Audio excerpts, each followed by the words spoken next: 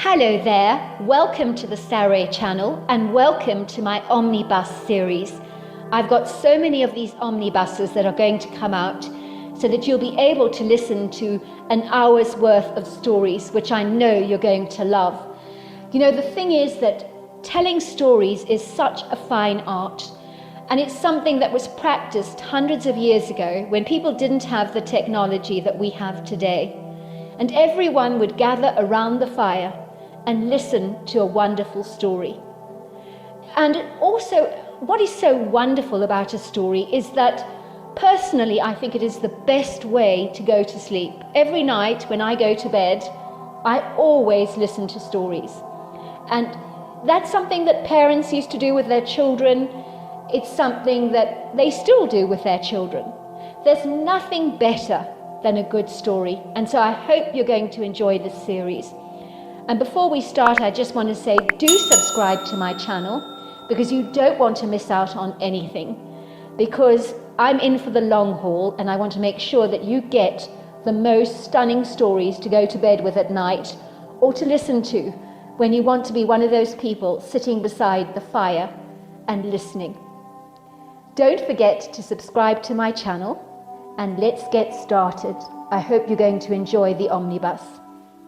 Dear Sarah and all your lovely listeners, the pulsating, throbbing, uplifting music pumped in a rhythmic, euphoric sequence, the passionate, tuneful lyrics and harmonious beats inflamed everyone's hearts as people sang, dancing joyfully along to their favourite 80s tracks, some obliviously ignorant as to how tone-deaf they actually were. But no one cared a jot. Everyone was here for a good time. The bright fluorescent lights of the disco were flashing, winking and alternating in blazing vibrant colours from reds, yellows, greens, reds, whites, purples and pinks, setting the dance floor ablaze with their twinkling, sparkling hues. Everyone danced with smiling faces, throwing their arms in the air, gyrating their hips in provocative circles, thrusts, twists, pirouettes, and of course some rather showy manoeuvres with the legs, wilfully throwing their inhibitions to the wayside like unwanted, discarded garments that they no longer desired to wear. I was moving my body to Eye of the Tiger. The electrifying lyrics were addictive. You couldn't help but get onto that dance floor and dance. It was like that for everyone, as the 80s music was literally sensational. There are no words to describe the music of the day. The tall, dark stranger approached me with a shy, reticent reservation. Maybe he was asking me to dance, as I was out there on the dance floor dancing with my best friend and my sister Jasmine. He was talking to me, but I couldn't hear a single word he was saying. I'd seen him before. He was easy on the eye, quite attractive, really. But then again, under these lights, everyone looked rather good.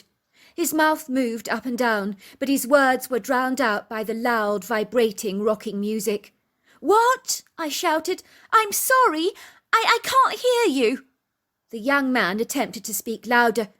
"Would you like a drink?" he asked me. I nodded. "Thanks," I said. "I'd love a lime and lemonade." "With a tot of vodka, of course," he said, giving me a knowing wink.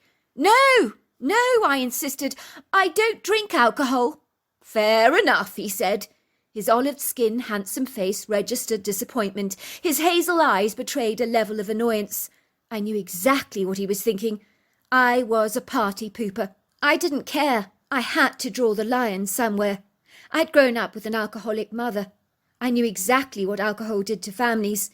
In my case, it had torn my family to shreds, ripped us to pieces like a paper shredder. I could remember the days when my mother forgot to pick me and my sister up from school. It became a regular event in those early years.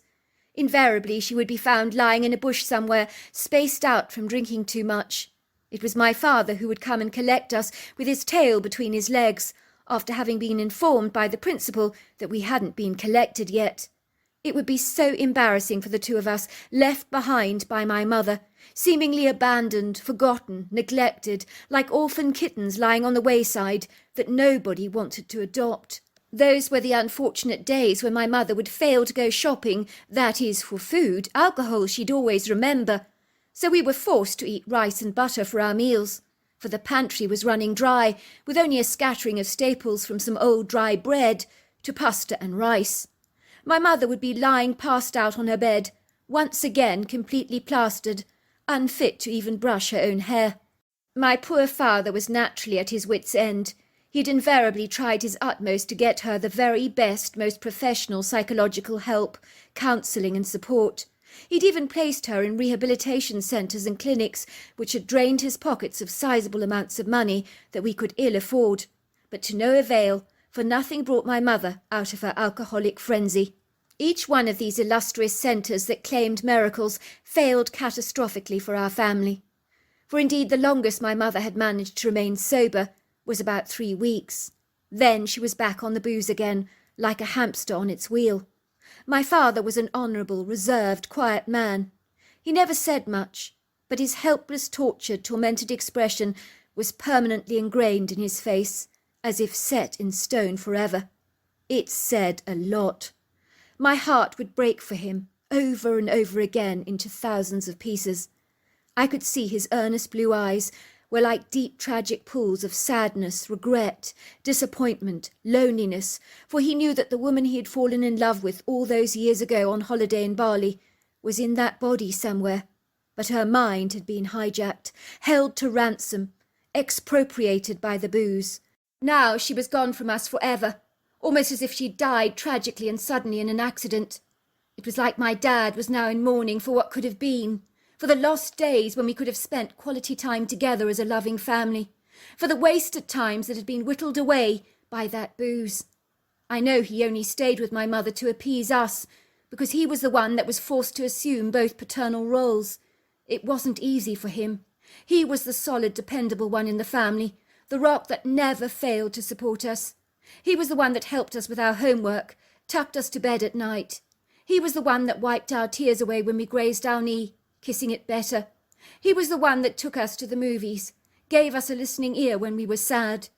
Where was my mother all this time? Lying somewhere in a drunken stupor. It was so tragic. There were, of course, those treasured, fleeting moments when the mother I once knew and loved would resurface like a seal, randomly rising from the watery depths of the deep ocean for a breath of much-needed fresh air.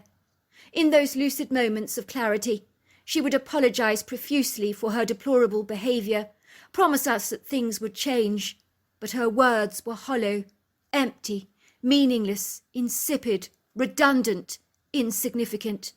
For we knew in a moment she would be wallowing in the bottle of gin again, like a pig returning to its own muck, her eyes rolling in the back of her sockets, her speech slurred, her world drawing in on herself as she remained confined to one spot, spaced out like a dosser lying asleep on the pavement.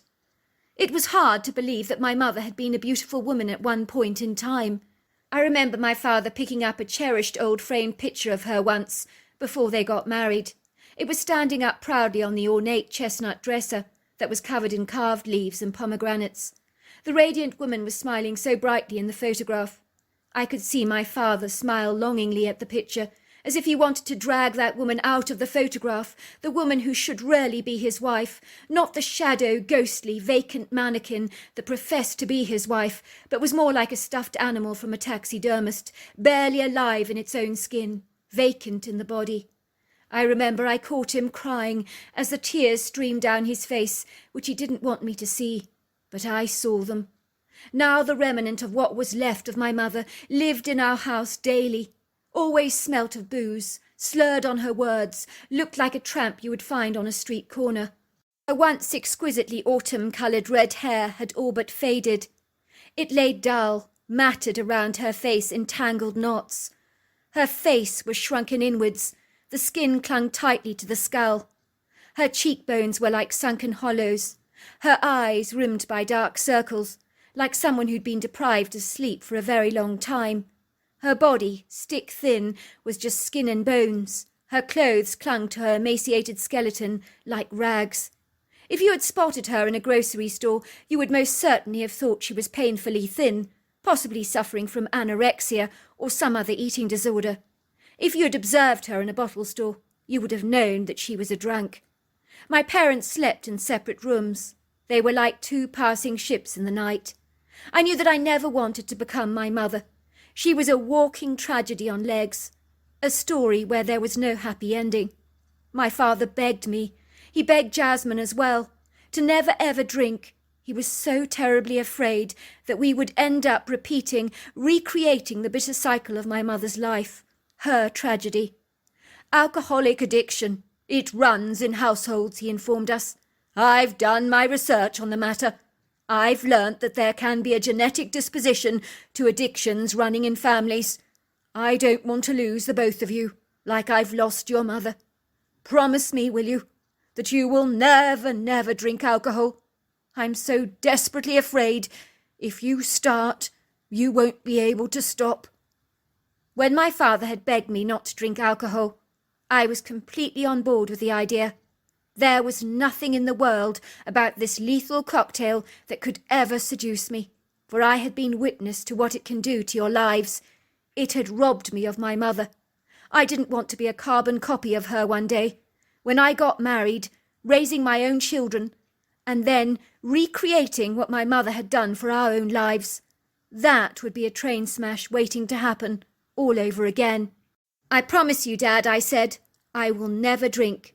Jasmine, my older sister, looked more determined than I had done. I hate booze of any kind. I see it as a demon that steals, kills and destroys, she said. You didn't have to ask me not to drink, Dad. I was determined never to go down that path when I saw what it had done to Mother.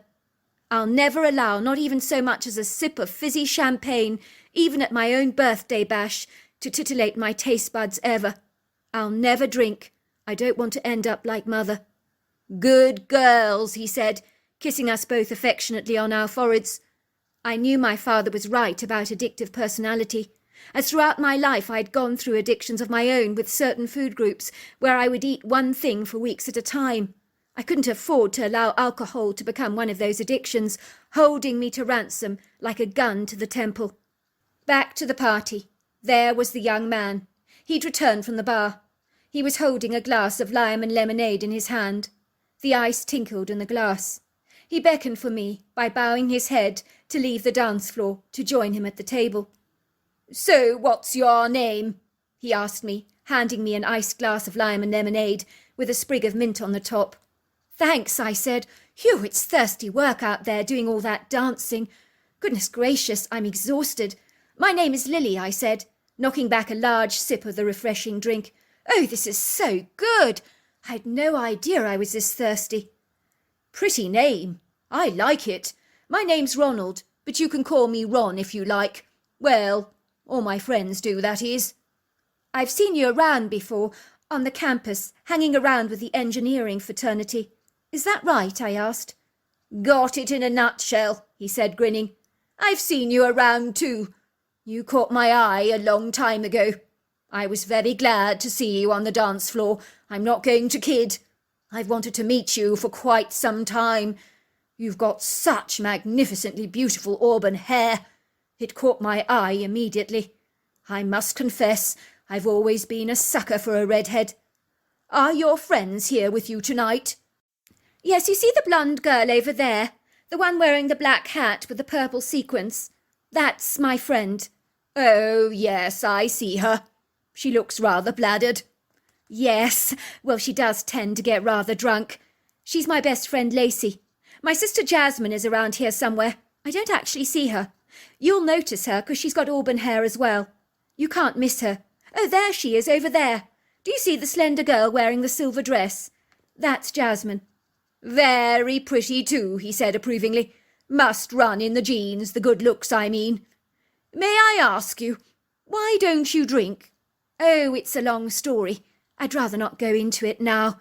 It'll bore you silly." "Another drink," he said, noting my empty glass. He seemed rather eager to refill it, I thought. Full marks for being so attentive. I nodded. He returned with reinforcements. I knocked back the delicious lemonade like water. I was beginning to become quite giggly, for no reason at all, as there was nothing that was particularly funny, but for some reason I found everything amusing. "What are you laughing at?" asked Ron. "Your shoes. They're hilarious." He ignored my comment. "Do you live in Charleston?" "No, I live outside Charleston. in a rural area. Nice. Very nice. Some of the countrified areas around West Virginia are spectacularly beautiful. I do envy you living in the countryside. I'm stuck in the centre of town in an apartment, with the only bit of nature being a houseplant. All of a sudden my head began to become dizzy, floaty, giddy, swimmy even. I felt like I was on a ship at sea. Everything was beginning to rock. For a moment I felt completely confused, disorientated, dazed, wondering what on earth was happening to me. I didn't like the light-headed, woozy feeling that had suddenly overcome me.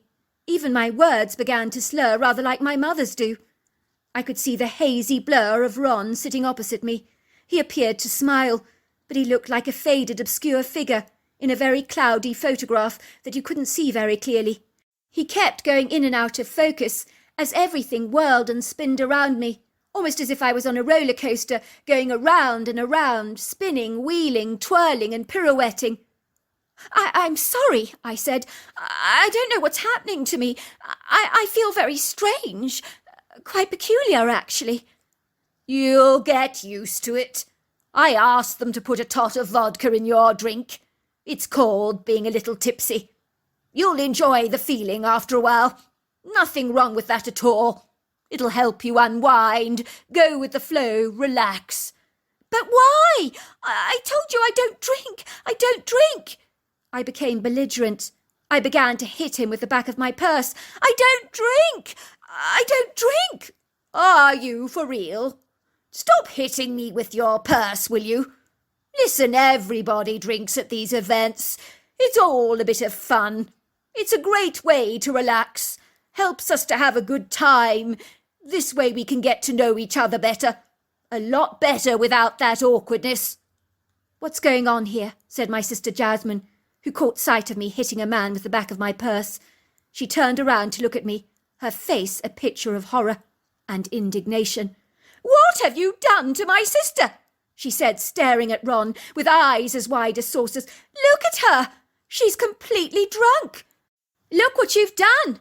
I assume she told you she doesn't drink. But you spiked her lemonade, didn't you? You did, didn't you? When a girl tells you she doesn't want to drink, she doesn't want to drink. Get it? Get it into your thick skull or not? Oh, come on. Get a life. It's only a bit of fun. What's a drop of alcohol ever going to do to anyone? It never ever harmed a soul. A bit of fun? A bit of fun? She shrieked, moving towards Ron, slapping him across the face with her hand.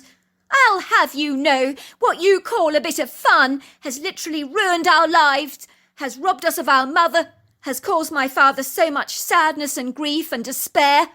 You've absolutely no idea what you're talking about, and you've no idea what you've done to my sister. You should be ashamed of yourself, and you call yourself a gentleman? Are you kidding? Oh, stop being so dramatic. It's only a drink, for goodness sake. My sister spat at Ron in disgust, then lifted me up from my seat, escorting me away from the bewildered man. Don't come anywhere near my sister again, she growled, or you'll have me to deal with. And believe me, it's not going to be pretty. We're going home, Lily. Don't you dare worry. I think that idiot spiked your drink. He's a complete loser. Oh, people like him, they make me sick. I don't feel good, Jazz. Everything is spinning. My head is throbbing. I feel as if I'm going to pass out. What's happening to me? Jazz, I'm scared. You're drunk, Lily, that's all. It'll pass, I promise you. My older sister held me up, as if I was a broken mannequin that needed steadying. She walked with me, clasping me up with her arms, guiding me towards the taxi rank. I could feel her rising level of angst. I'd never seen her so affronted before. I noticed her pale skin was crimson with rage. I could feel she was shaking with umbrage. Where to, miss? Asked the taxi driver, peering out of the window at us. We want to go back home, said my sister, giving the man our home address. The taxi man looked at me warily. She's not drunk, sir, I promise you, she said, lying to the taxi driver with a very straight, determined face, while she helped me into the back seat, climbing in beside me. Don't worry, she whispered to me encouragingly. We're going home right now. Everything's going to be fine, I promise you that. You can go straight to bed and sleep off all that alcohol, and you'll feel as right as rain in the morning." The taxi drove seamlessly through the lighted streets of Charleston, but as it veered down some of those back uneven country dirt roads, you could feel every single jolt, bump and thump as the car rubber wheels glided over the tumultuous terrain. I could hear the taxi driver throwing a few curses in the front seat. "Bloody hell," he said. "This is a dreadful road." "Sorry about that, sir," said my sister. "It's a little bit off the beaten track out here." "You don't say," said the taxi driver sarcastically. "It's the middle of nowhere out here." My stomach was churning inside me like the washing machine in mid-cycle. The taxi jolts were causing waves of nausea to travel from my stomach to the back of my throat. Suddenly I knew that I wanted to be sick, violently sick. I feel like I'm going to throw up," I said to my sister. "I want to be sick. I think I'm going to vomit." My words caused the taxi driver to grind to a sudden halt. "Get out of the car right now. I'm not going to have anybody getting sick over my brand new leather seats. Out!" he screamed. I climbed out of the car, racing towards the nearest tree as I began to hurl up the contents of my stomach. I could hear the taxi driver yelling at my sister. "Why did you lie to me? Your sister is drunk as a skunk." "I'm sorry, but you wouldn't have taken us otherwise." The next thing I knew, the driver pressed down his foot on the accelerator, driving away with Jasmine in the back seat of the car. I was abandoned, left alone, deserted, all on my own in this dark wasteland. The bile in the back of my throat was bitter, vinegary, acidic, sharp, and hideously sour. I continued to spew out my guts, my body shaking violently, my forehead sweating profusely, my stomach twisting in knots, as I rejected everything that was left in my body. I continued to retch, but there was nothing left to eliminate. Finally, I was able to compose myself as I discerned that I was alone, in the middle of nowhere, now a lot more sober. I had no way of knowing whereabouts I was. I had a natural instinctive fear of the dark, and on this quiet, solitary road, without a soul in sight, I was now trapped in my worst, most horrifying nightmare. I waited on the roadside for a long while, hoping and praying with all my heart that my sister would return after having skillfully persuaded the driver to come back to collect me. But to no avail. No cars purred down that long, lonely country road. No one came to my rescue. I was truly alone.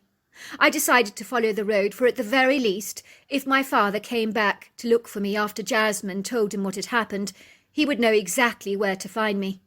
Everything was cloaked in a thick blanket of inky darkness on this treacherous night. The ivory-coloured moon, the twinkling silvery stars, seemed obscure, almost as if their dazzling light had all but faded and been turned down to low on a dimmer switch, offering little to no illumination.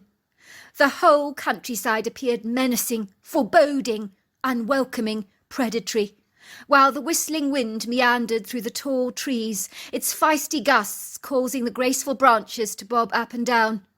I was painfully aware of every rustle, every creak, every crunch, which ultimately made me jump out of my skin hundreds of times. It was then that I realised that the usual sounds of the night were now extinguished like the blown-out candles of a birthday cake, for the sounds of the crickets chirping, the croaks of the frogs, were all but absent. I knew that even the howl of a fox or the hoot of an owl would bring me a small measure of reassurance. The darkness was cloying, thick, oppressive. It clung to me like an extra garment on my skin. It felt as if there were bricks on my feet, as negotiating my way over a road strewn with loose stones, wearing an inappropriate pair of golden sandals, even during daylight hours, was an obstacle course, but at night it was an accident waiting to happen. I boldly took off my golden sandals, carrying them in my hands, walking down that long dirt road in my bare feet, hoping that they weren't going to be pierced by a random thorn or splinter. I do not know a time when I was more afraid. I so needed to get home. I could not even see where I was actually going. I was so frightened. With every shadow that moved through the trees, my blood would grow as cold as ice, my heart would thump in my chest, and my pulse would race. For a second I could feel eyes on me, but I glanced around quickly, seeing nothing. I was now certain I was being stalked by something, but by what? Then out of the dark shadows, emerged a dark, towering form, darker than the night. I could see the hefty, solid, firm silhouette of something very burly, very tall, very substantial, and steady on its feet. But what was it? Was it a bear, I wondered? No, it couldn't be. It definitely wasn't a bear. All of a sudden, a shaft of moonlight danced on the creature's shoulders, illuminating its face. I was staring at the face of a man, but a man whose face appeared to be attached to a solid body made of long, flowing hair. This creature was half man, half beast. What else could he be? As long as I have lived on this earth, I will tell you, I have never beheld a kinder face. Those deep-set dark eyes were enveloped in such a loving warmth. They were emitting a red eyeshine, regarding me with such a deep, genuine concern. Even though the creature spoke no words, his protective energy swathed me in a blanket of security that cast aside my fear in a heartbeat. I know it sounds strange, preposterous even, nonsensical, but I knew I could completely surrender my trust to this creature. I assure you, you would have done the same in exactly the same circumstances had you seen him. The only way I can actually describe him to you is like Aslan, the Lion in The Lion and the Witch in the Wardrobe. When you met him, you immediately felt at ease. You knew that he was in charge. You knew that he was powerful. You knew that he would protect you. He had that awe-inspiring, regal, protective and loving energy about him. How could I not feel safe in his charge? He walked beside me, escorting me down the long road. He became my night vision, the vision that I clearly lacked on this night. I felt as if someone had placed a warm blanket over me, switched on the light, and handed me a cup of hot, steaming cocoa, as my fear dissipated as fast as the willowy smoke from a chimney. I knew instinctively he was taking me to safety, hopefully to some form of human habitation, where I could get help, but I certainly knew that I could trust him with all my heart. All of a sudden something pierced my foot. I let out a shrill cry. I immediately got down on the ground and felt around with my fingers to see if I could find the offending thorn that had pierced my skin. I found it. I was surprised to see it was a thin sliver of glass. I could see the critter realized how ill-equipped I was to walk in the darkness. I was blind as a bat, with feet as soft as a baby's bottom. The creature squatted on the ground, indicating for me to climb onto his shoulders. I didn't hesitate. The weight of the world was now lifted off me, as the creature glided with me on his back. He ran down the long dirt road, almost as if he was floating on air. It was seamless, fluid, graceful, without the precarious jolts and bumps that I'd experienced in the taxi earlier. For if indeed the taxi driver had driven as smoothly as this creature glided across the ground, I would definitely not have vomited. I felt exhilarated as he ran, with the wind blowing through my hair. I was so enjoying this ride. The best ride I've ever had in my life, better than a horse, better than a camel, better than an elephant, for indeed I have ridden them all, and they fail miserably against the ride on this man-like beast. All of a sudden I heard a truck driving down the road. I thought it might be the taxi or my father. It was my father. I was so glad. The bright beaming headlights of his truck lit up the creature's shoulders. That was when my father saw me sitting on them, with a huge beam on my face, as I began to wave him down. "Dad! Dad! It's me! Daddy! Daddy!" My father's face was one I shall never forget. He looked mortified, astonished, amazed. If a face could say 1,000 words, his was saying, "What the heck?" I'm sure he thought I was being abducted by this strange beast. I tapped the creature on the shoulders. He squatted down, letting me down to the ground. I ran towards my father's truck, while the creature stood there watching. "What is that thing that you were sitting on?" said my father, who was trembling, as I climbed into the passenger seat next to him and gave him a huge hug. Why were you sitting on its shoulders? He didn't hurt you, did he?" "He's a creature with a human face, Dad. He was helping me. Look at his face. Please, Dad," I begged. "Look at his face. Look at his face." My father looked directly at the creature's face. It was standing there watching us leave. I waved at it. In the light of my father's headlights, it was nodding its head at me. and at my father. It then turned around and glided away and was gone. My father turned around to me and said, "My God, that is the face of an angel." I told you I could trust him, Dad. To cut a long story short, the taxi driver dropped my sister Jasmine at home. She told my father that I'd been abandoned by the taxi driver on the side of the road because I was vomiting. She never told him my drinks had been laced with vodka by a young man who was intent on getting me drunk. He would have been so gutted by that revelation, so we spared him the details of the horror of finding out what had really happened to me that night. Naturally, he was furious that the taxi driver had dumped me on the side of the road.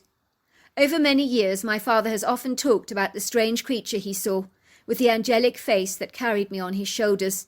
He believes it was an angel. I know, of course, now that the creature in question was a Bigfoot. While I appreciate that many people have had negative encounters with Bigfoots, mine was a very positive experience that has changed my life. To date, I've never drank a drop of alcohol. Neither has Jasmine, my sister, for we are not willing to risk drinking a substance that has the potential to destroy our lives, especially if we do have addictive personalities, which we both do. Unfortunately, my mother died in 1992 from cirrhosis of the liver, which was desperately sad, but for us she died a long time ago, when the alcohol robbed us of her presence in our lives. So there you are. That's my story. Dear Sarah, and all your lovely listeners, all I remember was how immaculate, pristine, untarnished it all was. It was so perfect. An exquisitely beautiful crisp morning at Whistler in Canada. I couldn't ask to be in a place more awe-inspiring, more dreamlike, more heavenly than this. The ski slopes were carpeted in a blanket of gleaming white snow. It cascaded over the mountains like gloriously thick frosting on a Christmas cake. It was the quintessential winter wonderland that reminded you of Christmas stockings hanging on the hearth, crackling fires, eggnog, hot mugs of chocolate, and pretty tinkles of Christmas bells. I'd been to Whistler many times before with my husband Gray. We were accomplished skiers, passionate about mastering the slopes every year. Little did I know how different this day would be. A day that would leave me wondering whether I really knew the truth about anything at all. A day that would leave me questioning my own life, what I thought I knew.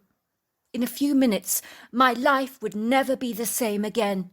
You would think that I would wish to go back in time, to undo what was done, like the slip-ups in a piece of knitting, or the dropped stitches, but you would be wrong.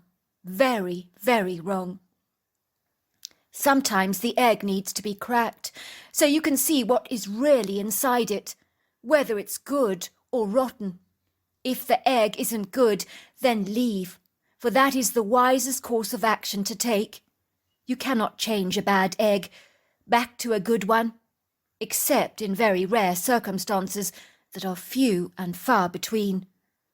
It was so quiet, peaceful, deliciously tranquil out there on the slopes, with the twinkling sunlight dappling the snow in soft, dreamy, ethereal light that glittered, shimmered, twinkled, sparkled.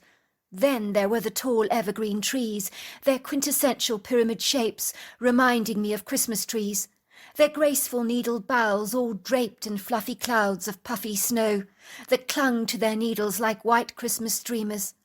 Better still, the world was ours to conquer on this early morning. There wasn't a solitary soul in sight. We wasted no time in skiing up and down the undulating slopes. As far as we could discern, the snow had been perfectly managed by the snowcat controller over the previous night. All the skiing trails of the previous day had been cleared, and any potential avalanche hazards. We were to learn later that this was in fact not the case, as warnings had been placed up in the foyer of the hotel, none of which we had noticed or discerned.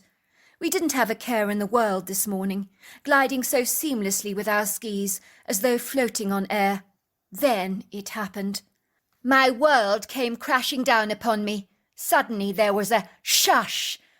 Then the snow began to break apart, as if the very hollows of the earth were opening up to swallow me, rather like a fly being washed down a drain pipe. I was that tiny, inconspicuous, fragile fly, at the mercy of the elements, clinging on to a dying hope that faded every passing second like the dying bulb in a chandelier. I knew I was in an avalanche. This moving snow thundered, boomed, crashed, moving down the slopes faster than my thoughts, for this wind-borne, hectic floor of snow blasted towards me, showers of snow flying, flitting, swooping up in the air in surging, forceful showers. The snow thrusted me forwards into its charge like the high breakers of a tumultuous sea, throwing, tossing, whirling me around. I was like a baby seal being flung into the air by an orca whale. I was helpless, impotent, feeble. My choice to live had been expunged from me. It was not my decision to make. It was now in the hands of a higher power. For this aggressive sea of ice, hurtling towards me, held my very life in its hands. I had lost my control, strength, influence of any kind over anything at all. It had been robbed, hijacked, demanded from me. Now it was the earth that was to decide my ominous fate, for my valiant efforts to overcome the tsunami of snow were futile, unavailing, and completely inefficacious. It seemed what had taken all but 60 seconds had lasted an entire lifetime for me, until everything settled, became very still, calm. I tried to scream. I couldn't. My throat was filled up with snow, which I knew was exceedingly dangerous, for you can die from carbon dioxide poisoning like this. Luckily, I managed to use my elbow to remove the snow from my mouth and nose. I was entombed in a very dark, murky coffin of ice. It was so dark, oppressive, claustrophobic. The weight of the snow on my chest was squeezing the very breath out of my lungs, like a boa constrictor tightening its body around my chest, tighter and tighter and tighter, sucking it out of me so hard, so forcefully that I could barely breathe. I could feel incredible pain as it coursed and pulsed through my body in spasms of electricity. Then waves of nausea floated through me in little twitches, along with the raw, throbbing, deadening pain of the snow itself that was quite literally freezing me to death. I could feel that icy numbness engulf my entire body. I didn't think about anything at all but the inbuilt desire to live, to see my children again back at home in Boston. The flashes of their laughing faces, birthdays come and gone, tormented and teased my mind. Would I ever see them again, I wondered. The horror that I might be living on borrowed time haunted me. I knew I couldn't afford to become burdened by the weight of my fear, as it would suffocate me far quicker than the snow itself. I tried to work through the snow with my hand to find an air hole, to give me that life-saving air to survive just long enough for someone to find me, to find us.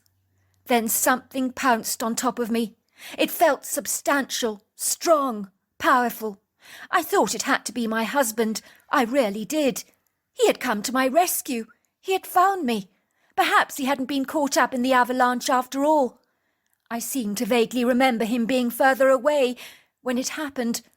The relief that knowing I was being rescued gave me a fighting chance that I might just survive this. My husband was digging away frantically at the snow, so fast that the load on my chest significantly lightened. It was no longer so painful to breathe any more. Finally, I was being released from my concrete coffin of ice. But wait for this. It was not my husband that had rescued me. It was Bigfoot. That in itself was hard to grasp, comprehend even, but it didn't matter a brass farthing. What mattered was I was alive. I could hardly believe it. What I did next so spontaneously even surprised me, catching me completely off guard. I ran into this Bigfoot's arms, embracing him with feelings of rapturous joy. I began to sob and sob on his hairy shoulders, wetting his long fine hair with an avalanche of my own tears. I tried to hug him, but his girth was so big I couldn't get my small arms around his sizable torso. But I could feel how ripped, how muscular he was, how strong, powerful, lanky. I'd never been so grateful to be alive before. Until you've been this close to death, only then can you fully encompass what being brought back from the precipice of death really means. I did not know why I wasn't afraid of this creature, but being rescued makes the rescuer a hero, regardless of whether he's covered in hair or not. My nose was submersed in his long hair. I could smell the soft, reassuring scent of a pine forest on him. It was immersed in his hair like a shampoo, intermingled with the slight smell of human sweat. The Bigfoot patted my back reassuringly, pointing to my body, as if he was asking me whether I was all right, whether I was hurting or not. I was astonished, because I felt as if I'd been punched, assaulted, kicked in the guts. My body incessantly ached, throbbed, pulsated, with shooting pains absolutely everywhere. I couldn't distinguish what hurt more, my leg, my foot, my shoulder, my back. It was like I'd been through a meat grinder and made into burger patties. It was at this point that I wondered where my husband actually was, but that was when I saw a fresh trail of snow tracks that belonged to him on the new snow that had been thrust forward by this avalanche. So he had been around here. So he was fine, but then where was he? I could see his footprints led back from whence we had initially come. Surely he hadn't gone back to our hotel, I thought, leaving me stranded out here in this white wilderness. But then again, maybe he'd gone for help. Of course, that was it. He'd gone for help, surely. I assured myself of this, but help seemed a long way in coming. I tried to walk, but everything hurt so incredibly badly, so much so that the Bigfoot just whisked me up in his arms, as if I was as weightless and as tiny as a Barbie doll. He glided with me very gracefully towards an area where he could see in the distance the early morning skiers moving around. They were like obscure dots, or chocolate Smarties if you like, in red, pink, yellows and blues. When they were close enough for me to call out for help, but not too close for the Bigfoot to be seen by them, he then put me down on the ground. I understood he did not want to be seen by other people. I could not blame him. I would not want to either if I was wearing his shoes or trailing around in his big padded feet that were the perfect snowshoes, as he didn't appear troubled by the icy snow underneath him. Once I was on the ground, the Bigfoot held my gaze for a moment. His deep-set treacle-coloured eyes looked troubled, rather concerned, very protective towards me, as if it was a struggle for him to leave me stranded there, but he knew he must. He couldn't risk being seen. I watched him leave. I so did not want him to go. I really didn't. He made me feel safe, secure, protected. My heart swelled with infinite love for such a creature, because he had shown me such selfless compassion. He was beautiful, lofty, graceful, majestic, powerful, incredibly kind. I think he was about 8 foot tall, covered in long, flowing, thick hair that was as black as a raven's feathers. His body was ribbed with dense muscle, his torso burly, thick, sinewy. His overlong arms trailed to beyond his knees, but it is the pyramid-shaped head that I can never ever forget, for it beheld a strikingly human face with high cheekbones, a sloped, furrowed forehead, a flat nose, a thin mouth, and the most beautiful dark eyes. Once the Bigfoot was gone, I felt so alone. It was a while before I actually called out for help. Some skiers heard my frantic cries, thankfully coming to my rescue. I was then escorted to hospital, and once I had a clean bill of health by the medical team there, and being assured that nothing had been broken, although my body was badly battered, very bruised, I left the hospital with painkillers to relieve that pain. I ventured to the hotel room to look for my husband. I noticed he had recently been back in our bedroom suite, as the shower was still warm and steamy, while there was a damp white towel on the radiator and a large white bathrobe strewn across the bed. I wondered if he'd even bothered to call for help. I made inquiries at reception and found out no one had been reported caught up in this avalanche, but the slope I'd been on had not been attended to by the snowcat last night or in the morning, and the warning signs in the lobby had been overlooked. Why had my husband abandoned me like this? Surely he'd seen me being massacred by this onslaught of snow. Why had he not tried to save me? Why had he not called for help? I got into the lift, hobbling awkwardly on a slightly sore foot towards the hotel lobby, making my way to my husband's favourite restaurant, where I assumed he would be. My husband was there, sitting with our 2 best friends, Paul and his wife Claudia. They were having lunch together, laughing, clinking glasses of sparkling wine. I felt like an outsider looking in on a private party. 3 pairs of eyes looked up in surprise to see me as I approached the table. But no one looked more bewildered or astonished than my husband. His face had grown ashen white, his jaw dropped open. I knew in that instant that he had deliberately left me out there to die. But why? What would be his motive to do such a deplorable, nonsensical thing? Then I knew the answer to that question as the light went on in my head like an all-consuming lighthouse that enabled me to see what was hidden in plain sight. It was a whole year ago that my husband had taken out a hefty life insurance policy on me. He had claimed it was to benefit the girls in case something terrible were to happen to me. At the time, I hadn't been adverse to this idea. The policy was worth money, lots of it. Was his primary motive for abandoning me at the Avalanche site a quintessential opportunity to play ignorant when my deceased body was finally found under piles of snow, while he would reap the benefits of a sizable insurance policy? I had always known my husband was motivated by money. But this was disgusting, repugnant, unacceptable. "Oh, there you are," said Claudia, looking pleased to see me. "Gray told us you weren't going to be joining us for lunch this afternoon. How did your shopping spree go in Whistler? Girl, I wish you'd called me. We could have made a day of it together. A girl's day out. You know I love shopping.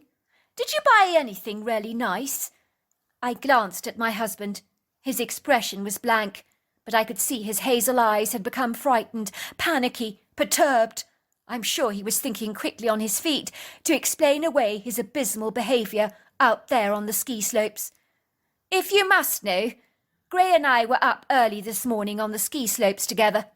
I was hit by an avalanche, buried beneath layers of thick snow, while my husband just abandoned me, left me there to die." Claudia's face went white. Her blue eyes filled with disgust. "Is this true, Gray? Did you leave your wife under an avalanche of snow? You didn't, did you? You wouldn't, would you? No, there must be some mistake. It's not possible. You wouldn't do this to your own wife, surely. There has to be a mistake." Claudia looked absolutely mortified. She was blubbering away, trying to make sense of what I'd just told her. She didn't want to believe that it could possibly be true. "Sweetheart," said my husband, looking at me as if I was losing my mind. "Remember, dear, you went out on the ski slopes all on your own this morning. We agreed to this. I never accompanied you. You were on your own. When I woke up, I assumed you'd gone skiing, then shopping in Whistler like you said you would." "That's not true. Why are you lying, Gray? You know we never ski on our own. We always do it as a team. You were with me. I wouldn't go out on my own. I never would. I remember clearly. I saw your tracks in the snow after the avalanche had hit. They were returning back to the hotel. You knew I was lying there somewhere under the ground, but you did not rescue me. You knew I was trapped, but you walked away. How could you do this to me? I'm your wife, for goodness sake." At that, there was a deadly silence at the table. No one said a word, as everyone was processing what I just said. Claudia's eyes looked at her husband as if to say, "My God, this is unbelievable. I can hardly believe what I'm hearing." Paul looked at my husband directly. He noticed my husband flush bright crimson. "You were there, weren't you? You watched your wife being covered in snow. You did not even bloody help her. How could you, dude? You're a monster. No one normal behaves like this. This is your wife you're talking about. She could have died out there." All right, calm down," said my husband. "I admit it. I was there. I hold my hands up to it. I panicked. I couldn't find my wife anywhere. I looked for her. I kind of lost it, I guess." "You mean you left your wife to suffocate out there in the snow after an avalanche? Time is of the essence. People die. They die quickly." "How could you?" said Claudia. "What the heck is wrong with you? Your wife could have died. What about your girls back home in Boston, having to grow up without a mother?" I think we should call the police. Not calling for help is tantamount to murder. It's the same thing. You can't get away with this, Gray, she growled. I won't let you get away with it. We won't let you get away with it. This is appalling. What the heck were you thinking? Calm down, Claudia, I said. No one is calling the police. That's the last thing I want to happen. Despite everything, Gray is still the father of my children. Are you hurt? Asked Claudia, looking at me in alarm. You haven't broken anything. Did you see the doctor for a once-over? I'm fine, I reassured everyone, taking a seat at the table next to Claudia. I am rather battered and bruised, but I will live. It is a miracle I didn't break anything, because the force of that snow was so powerful. It's like being hit by cement. But how? How did you get out of the snow? I don't understand. I was very lucky. Someone kindly dug me out. I tell you what, I said. You know what I'd love? A hot cup of warm chocolate. I could do with something wickedly sweet, very, very hot. Claudia started waving her hand in the air for a waitress. Could you bring her a hot chocolate? And a large slice of carrot cake right now, she said, pointing at me. She needs lots of sugar. She's had a little bit of a shock. Sweetheart, said my husband, I'm so sorry for walking away like I did. I guess I just lost it. I wasn't thinking straight. It was all such a terrible shock for me. Oh, don't, Gray. Don't you dare. You're digging a hole bigger for yourself every minute. I would quit while I was ahead if I were you. If you were my husband, I would have locked you up, thrown away the key, and kicked you to the curb. He took out a life insurance policy on me, I said. Maybe he was hoping to cash in on my misfortune. I think I'm going to be sick, said Claudia, looking at my husband in disgust.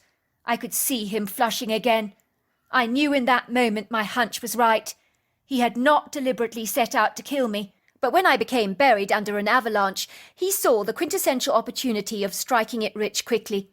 It was a very discomposing thought, but it's not the first time that money has led people to do duplicitous things, and it won't be the last either. It can bring out the very worst in some people. I want a divorce, I told my husband. I'll be getting the next flight back to Boston the day after tomorrow. You want a divorce, said Gray, but I don't understand. Can we not talk about this? You don't understand, said Claudia. Is this some kind of a joke? You've got off lightly, mate. If you were my husband, I would drag you, kicking, screaming, to the next police station. Of course the girl wants a divorce.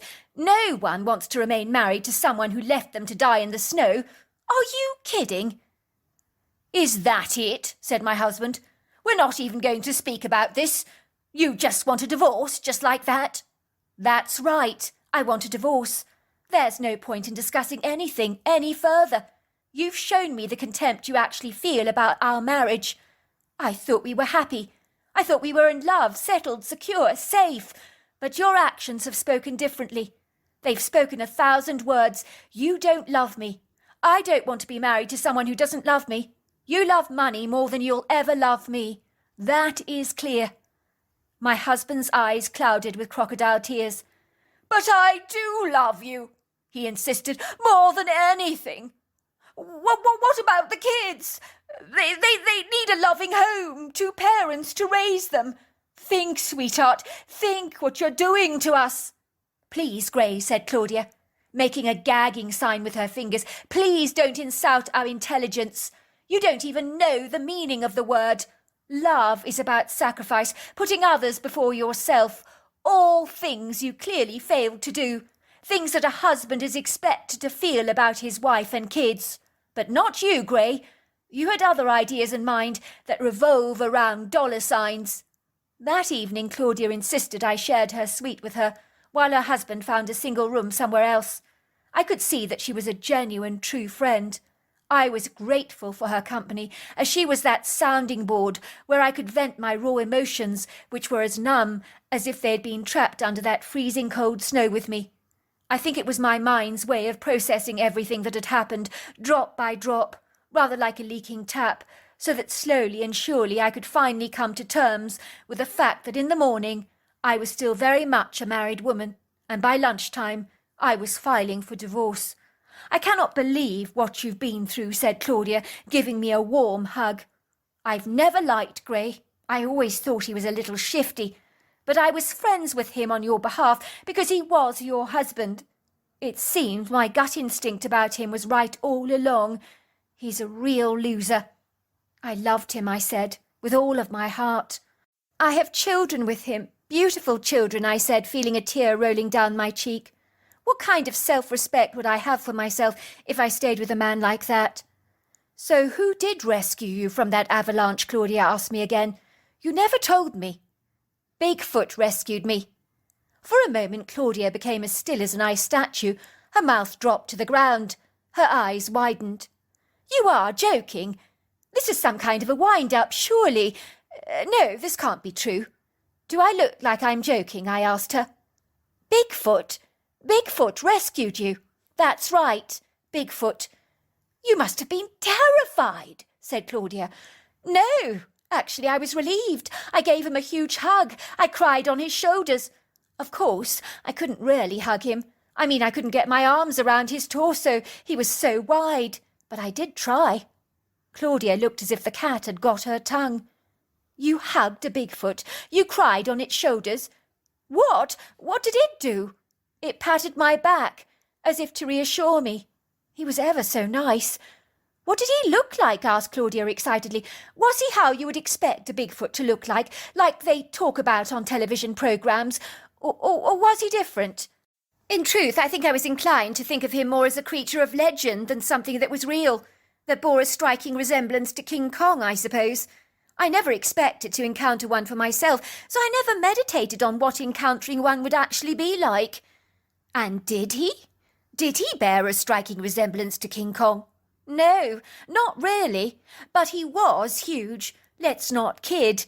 He was massive, colossal actually. Imagine a bear with the body shape of a human, only so much bigger and more graceful. Well, that's what you'd call a Bigfoot.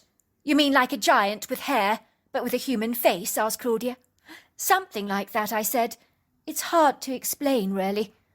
I don't understand why you weren't terrified. The creature was digging you out of the snow, for goodness sake. How did you know that he was not planning to eat you? Because he was so human. If he ate me, it would be like he was a cannibal, but it wasn't that. You know, when something is helping you, you know. He was getting me out of that snow. He was saving me. He was frantic, worried, desperate to help me. So how are you going to thank Bigfoot for rescuing you? Don't you think you should buy him a gift? Said Claudia. I mean, it's the very least you could do, because the creature saved your life, for goodness sake. I'd like to very much, I said, but I don't know where he lives. At that, we both giggled. Well, why don't you put your gift close to the Avalanche site, hidden behind some cedar trees there? Something like that. You can only try. We could go shopping in Whistler tomorrow, make a day of it, buy the creature some things that Bigfoots might like. I'm sure he'll guess that they're from you. I mean, who else would leave a box of treats in the snow for him? He'll put 2 and 2 together and make 4 and get it right. He's clever, I'm sure of it. So that's exactly what we did. We bought a large wicker basket in town. We filled it with potato chips, peanut butter, granola bars, cookies, grapes, apples, prunes, dried mangoes, dried figs, tinned salmon, peanuts, walnuts, raw honey, cashew nuts, hazelnuts, tinned Christmas cake, apple pie, pecan nut pie, pork pie. It was Claudia that went and placed my basket near the place where I'd had my accident. The following day, everything had gone, but in the basket was a pretty stone, which I like to believe is from the Bigfoot. I still have that stone today, which I treasure very much. It's a river stone, really, nothing of value, but exceptionally pretty for a river stone, and it's very precious to me. To cut a long story short, when I returned home to Boston, I filed for divorce, and never really got to see Grey again, apart from when he picked the children up for days out and the odd holiday. My kids never understood why we got divorced, for I never told anyone a thing, nor did Grey. He never said a word either. There was no point in airing our dirty laundry, but it was clear to everybody that something had happened on that holiday that had torn our marriage apart, limb from limb. Until now, Claudia is the only person I have ever told about my Bigfoot encounter, although she did tell her husband, who was so excited that he went hiking in the area, where he discovered hundreds of huge footprints in the snow, that he believed belonged to my Bigfoot friend. Do I have any regrets about starting my life all over again? Absolutely not. I'm happier now than I've ever been. 5 years after I filed for divorce, I married a man who would climb Mount Everest for me if he needed to, and my children as well. He would take a bullet for me in a heartbeat. I won't settle for less, as love is what makes our lives worth living, and we should be willing to die for those we love. Otherwise, what's the point? So there you are. That's my story. Dear Sarah, and all your lovely listeners, I parked my white BMW outside my daughter's apartment, in her allotted parking space. Her apartment in reality was a divided portion of a sizable grand mansion, with its formal rigid symmetry, typical Georgian influences, along with its formal arches, pediments and orgy tops. It was part of a formal, elaborate Georgian residence that had been built here back in the day. It had been the residential mansion of a very high-profile family. It was hard to fathom that a small family of only 6 people could have lived in a home so large in fact that you could easily get lost in it. Now, thankfully, with the advent of modern architecture, it had meticulously been subdivided into individual stately-looking apartments. But on the outside, it really did look like one great big grandiose posh palatial mansion that overlooked exquisite panoramic views of statuesque mountains that faded in the background like faint smudges of purple on the landscape. In the foreground was a vast expanse of tall, verdant ponderosa pines that stretched back for many miles, and preceding that was a large undulating flowery meadow where horses were sometimes seen grazing. The dignified baronial mansion had a long line of brightly coloured ornate front doors that designated every single apartment, all with its own brass postal box and number plate. My daughter's was a bright cerise pink, which she called the Flamingo. It was apartment number 3. I smiled happily to myself as I climbed out of my BMW, while slamming the door behind me. I was so proud of my little Lola, who was not so little anymore, but to me she would always be my little perfect princess. In truth, she was all I had in the entire world. My husband had died several years back from a very aggressive form of pancreatic cancer.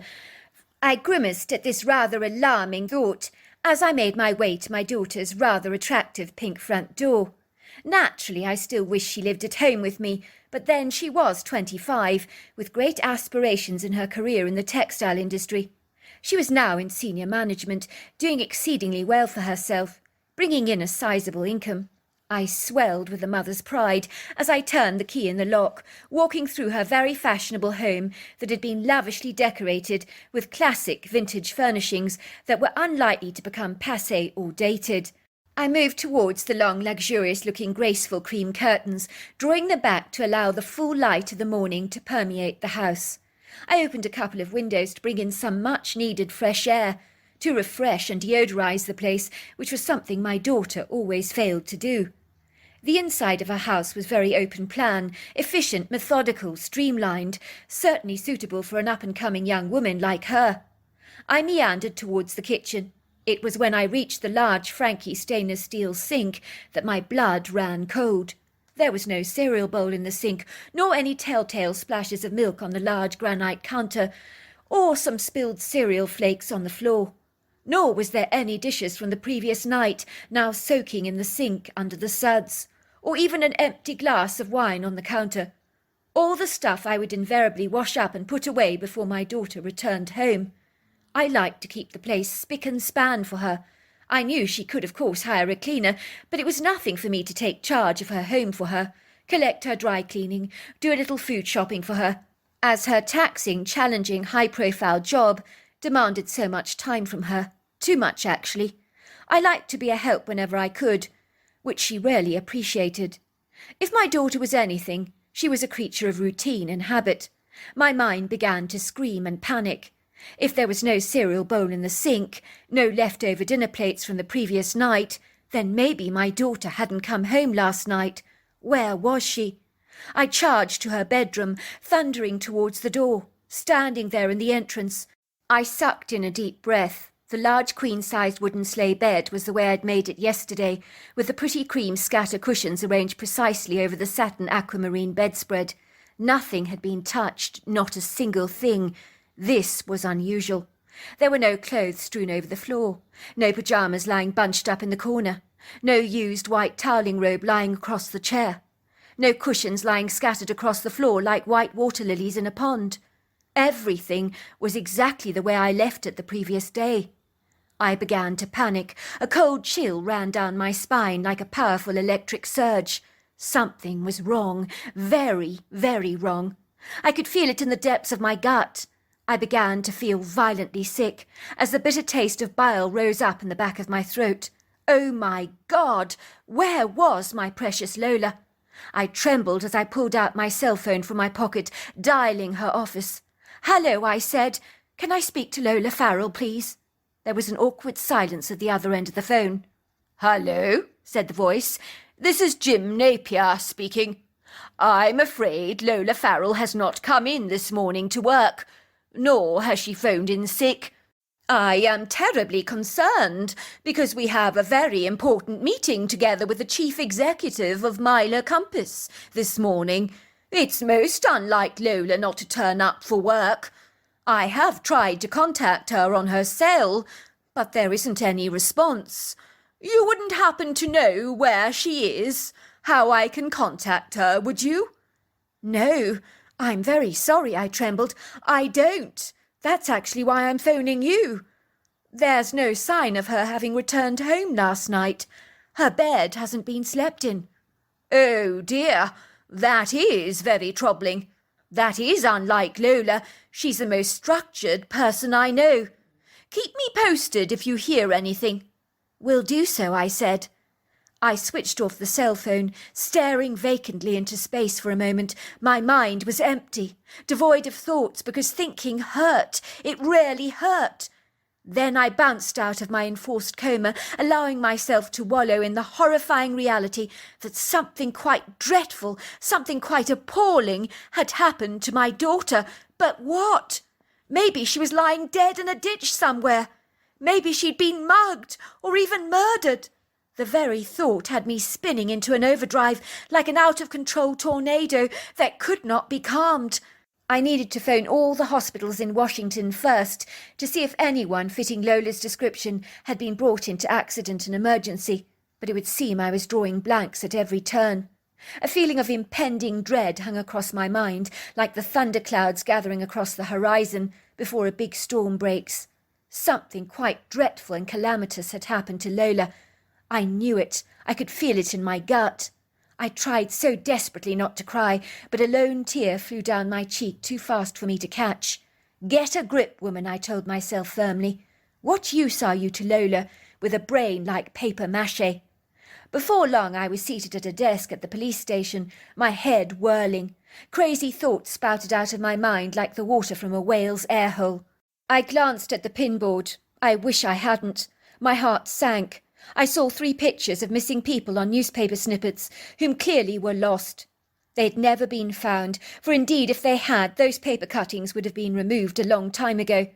If the police hadn't managed to find them, what chance did I have of them finding my Lola?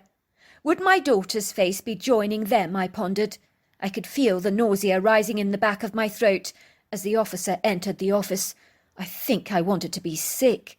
He was rather a streamlined officer, very well presented, with an immaculate thick thatch of silvery hair, and very attractive brown eyes that were sharp, discerning, rather like a bird of prey, I thought. He moved towards me with swift, efficient gestures as he shook my hand. His grip was firm, somewhat reassuring, his smile serious, attentive, and infectious. "So you're Mrs. Farrell. You're here to report a missing person, am I right?" He took out his pad and paper to write down some notes. "So who is it that is missing?" "My daughter. She never showed up for work this morning. There was no cereal bowl with a splash of milk on the counter, no dishes soaking in the sink from last night's dinner. Nor had her bed been slept in, and she didn't have a bath last night, which is most unlike her." "I see," said the sheriff, rubbing his chin reflectively. How old is your daughter, Mrs. Farrell? She's 25. You say that she's been missing since last night? That's right, Sheriff. Mrs. Farrell, said the Sheriff, I've been doing missing cases for a very long time, I have to tell you. In most cases, the person invariably does show up. That is the good news, of course. Your daughter has not been gone for very long. We cannot put her down as a missing person yet. She is not a minor. She's an adult. She's 25. There are all manner of explanations as to why she's not there. Was her car at home? No, it's not there. There you are, said the Sheriff reassuringly. Maybe she went somewhere, went away for a while, met someone. Anything could have happened. Officer, I piped, you don't understand. A lump was beginning to develop in the back of my throat.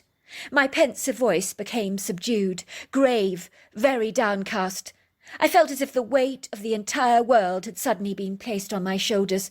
It was as if my knees were beginning to buckle under the very gravity of trying to get through to this man, that I knew very well that my daughter was most certainly missing. I could feel the anger, indignation, irritation, umbrage and annoyance rising in my gut. It was all I could do not to throttle the officer with the back of his crystal vase that was on his desk, filled with wilting flowers that had certainly seen better days. How I wanted to do it! I was as mad as hell. Why could he not understand? If I said my daughter had gone missing, why did he not take me seriously? I knew my daughter better than anybody else did.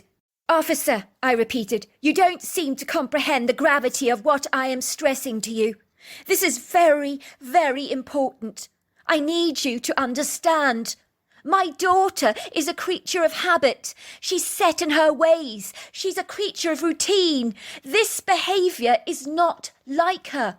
A mother definitely knows her own daughter. When I say there's something wrong, believe me when I say that. There is something terribly, terribly wrong. You have to do something. Surely there is something you can do. Look, I empathise with your plight. I rarely do, said the officer. But I cannot unleash all that manpower just to search for your daughter until we have really established that she is indeed missing. She's a grown-up 25-year-old woman. She's responsible for herself. She lives on her own, as you have told me, is answerable to no one. There could be a very harmless explanation as to why she never returned home last night. She might have met someone. She's an unmarried woman. Come back to the station in 48 hours. Then we'll talk. I felt as wilted as one of the flowers in his glass vase. Why was he not taking me seriously? If he wasn't going to search for my daughter, then I'd have to start looking for her myself.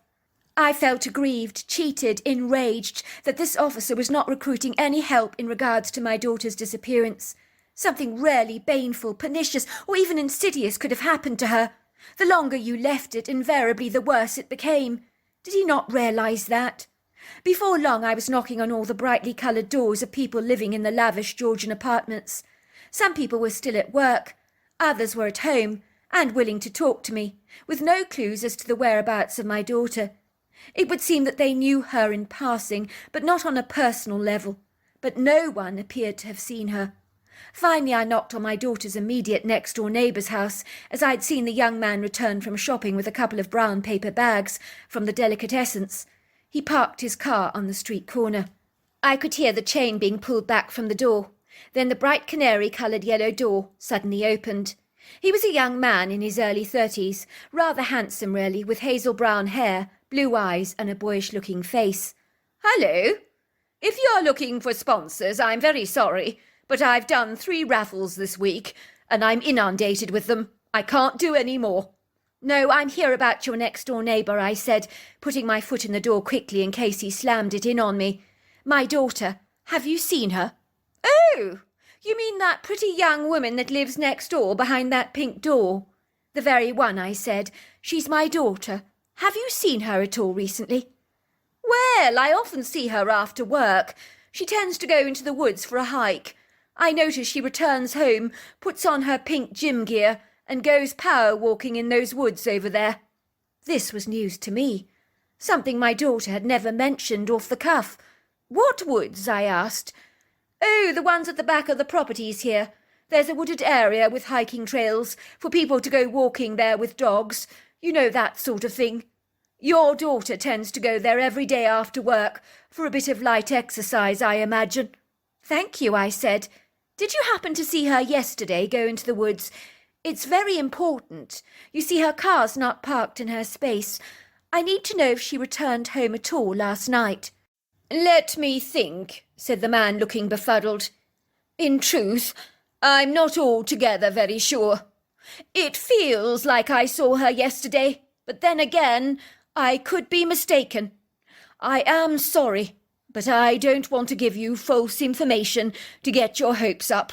I'd hate to do that to you. I may have seen her, or I might not have done so. So you think you saw her yesterday, but you could be mistaken. That's right. You see, I see her going into the woods every single day. It's so routine for her. Maybe I thought I saw her yesterday, but in fact I saw her the day before, if you see what I mean. I understand what you're saying. You could be muddled. You could have got your wires crossed. That's right. You see, if her car's not parked in her space, then it may be that she never returned home. I notice her car is always parked in her space.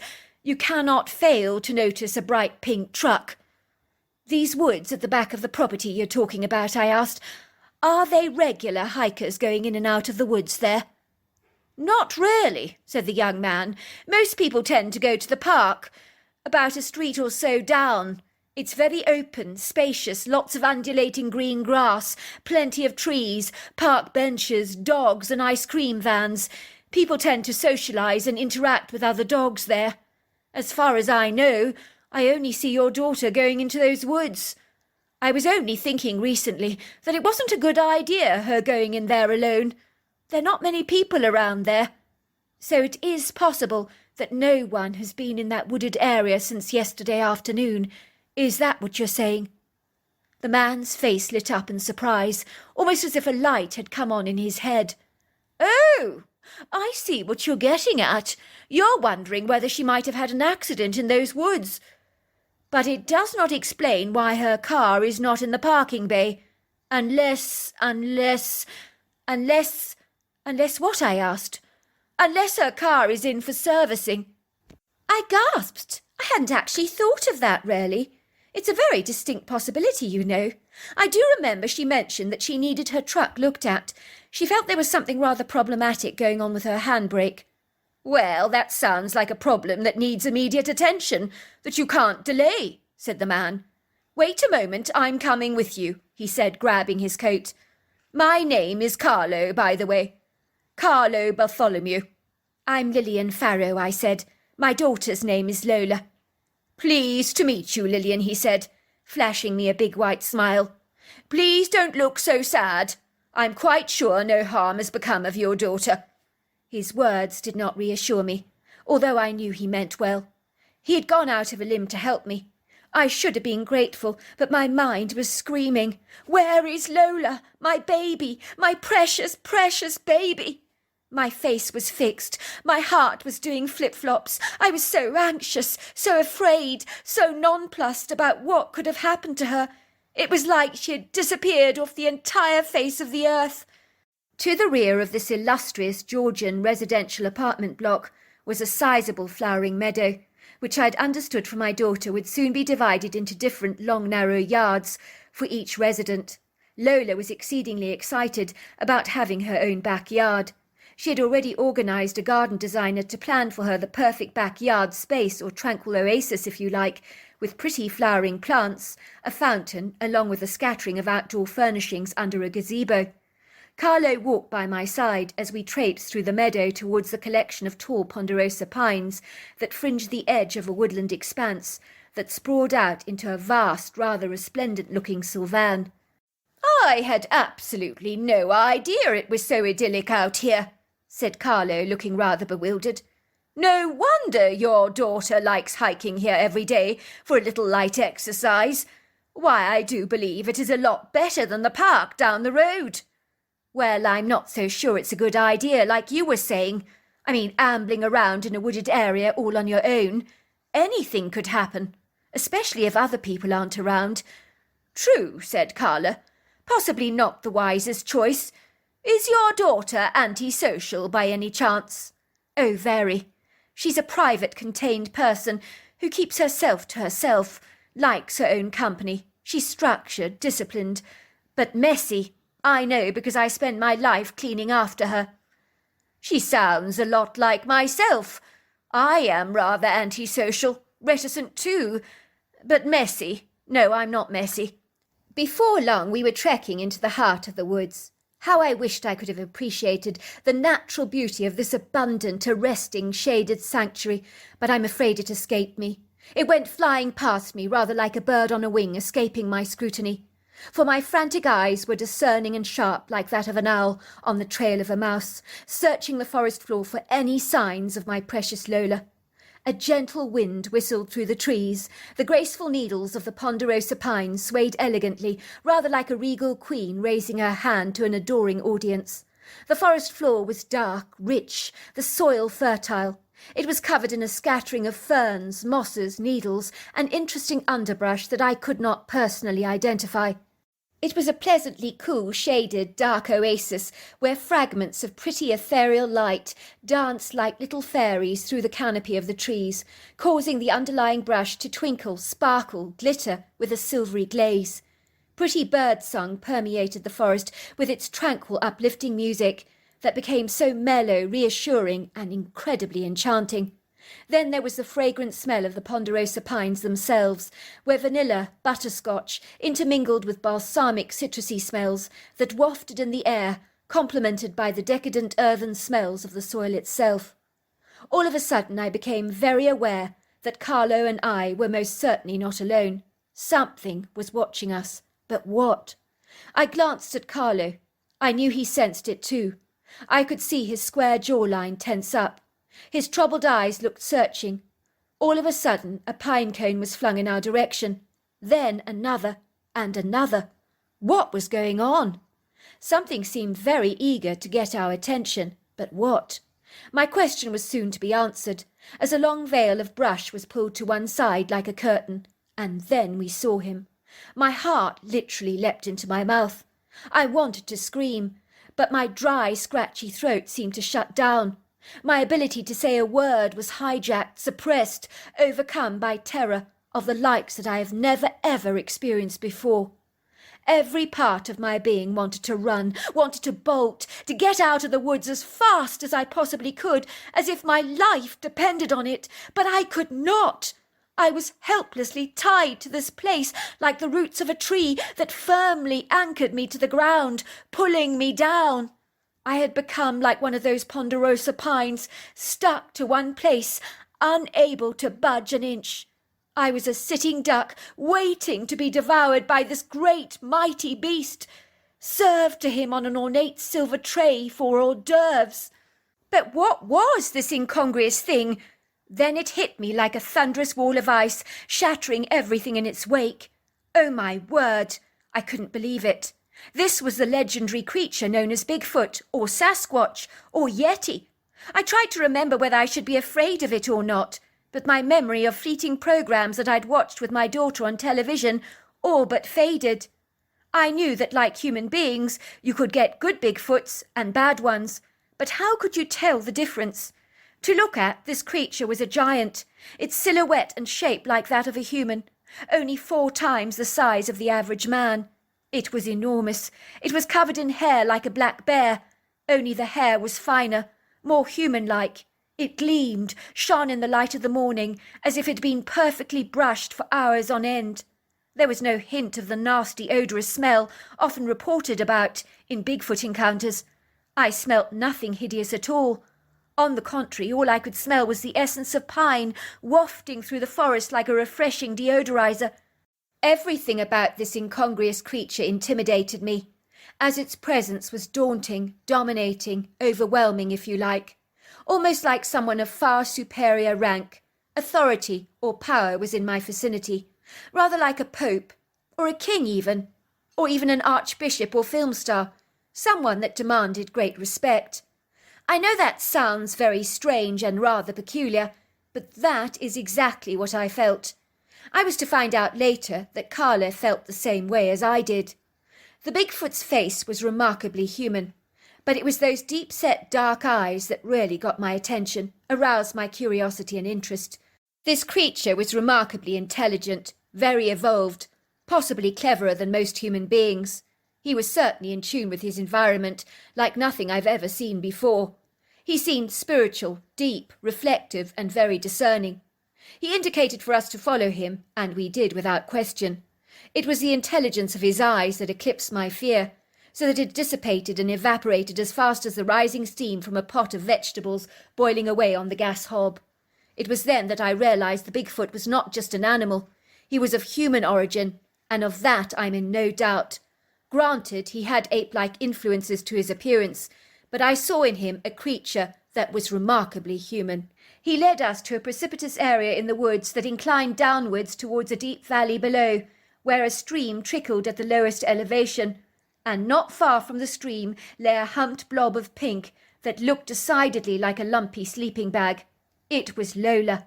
I ran towards my daughter, my heart thumping 1,000 miles an hour in my chest. I was certain my precious little daughter was dead. She was lying there with a dry patch of blood on her head. She was breathing, but was totally unconscious. "You mustn't move her," said Carlo. "I'm a doctor. We can't move her in case she's injured on her spine or something. I'm calling for an ambulance now. Yes, it's Dr. Carl Bartholomew. Yes, I'm here with a patient right now. Washington. It's on the corner of 3rd Street. The woods at the back of the property. That's right. Please hurry. Suspected head injury." I looked up to see the Bigfoot looking at me. He nodded as if to say, "I can leave her in your hands now." I nodded back at him. He glided away. To cut a long story short, my daughter was dropped off home by an Uber driver that night, as her car had been taken in for servicing, as we had suspected. It would seem that she got attired in her gym clothes and went hiking through those woods. In a trice she tripped over a stone that was jutting through the soft earth. She lost her balance and went colliding backwards down the incline, hitting her head hard against another stone, when she drifted in and out of consciousness. She did remember the warmth of a crackling fire during the night, along with some kind of blanket being placed over her, which she now believes was an animal skin. She saw a dark, shadowy figure watching over her. She did remember concerned, deep-set dark eyes, and a gentle touch of a hand on her body. I'm in no doubt that the Bigfoot we encountered rescued her and watched over her during the night, protecting her from predators. My daughter was woozy for an entire week, due to the severe knocking to her head that impacted her long-term memory, like her childhood, where she was born and where she went to school growing up. Luckily, that didn't last. One of my daughter's first visitors was her next-door neighbour, Carlo. From the moment they first met, it was pretty much love at first sight, because they had so much in common. They're now very happily married, and they've joined the 2 Georgian apartments together and renovated it into one large home with a sizable backyard, which is perfect for the 2 little girls that they now have, Tammy and Teresa. So now I have 2 granddaughters to worry about, but a Bigfoot may be watching over them from the forest that fringes their yards. I sincerely hope so. So there you are. That's my story. Dear Sarah, and all your lovely listeners, their divorce was looming like a dark storm brewing over the horizon. The thunderclouds of their rocky, tumultuous relationship had finally gathered together. They were getting heavier and heavier and heavier, until finally they burst open. The rain pelted down, splashing against the windows with hundreds of tears that dribbled down the glass.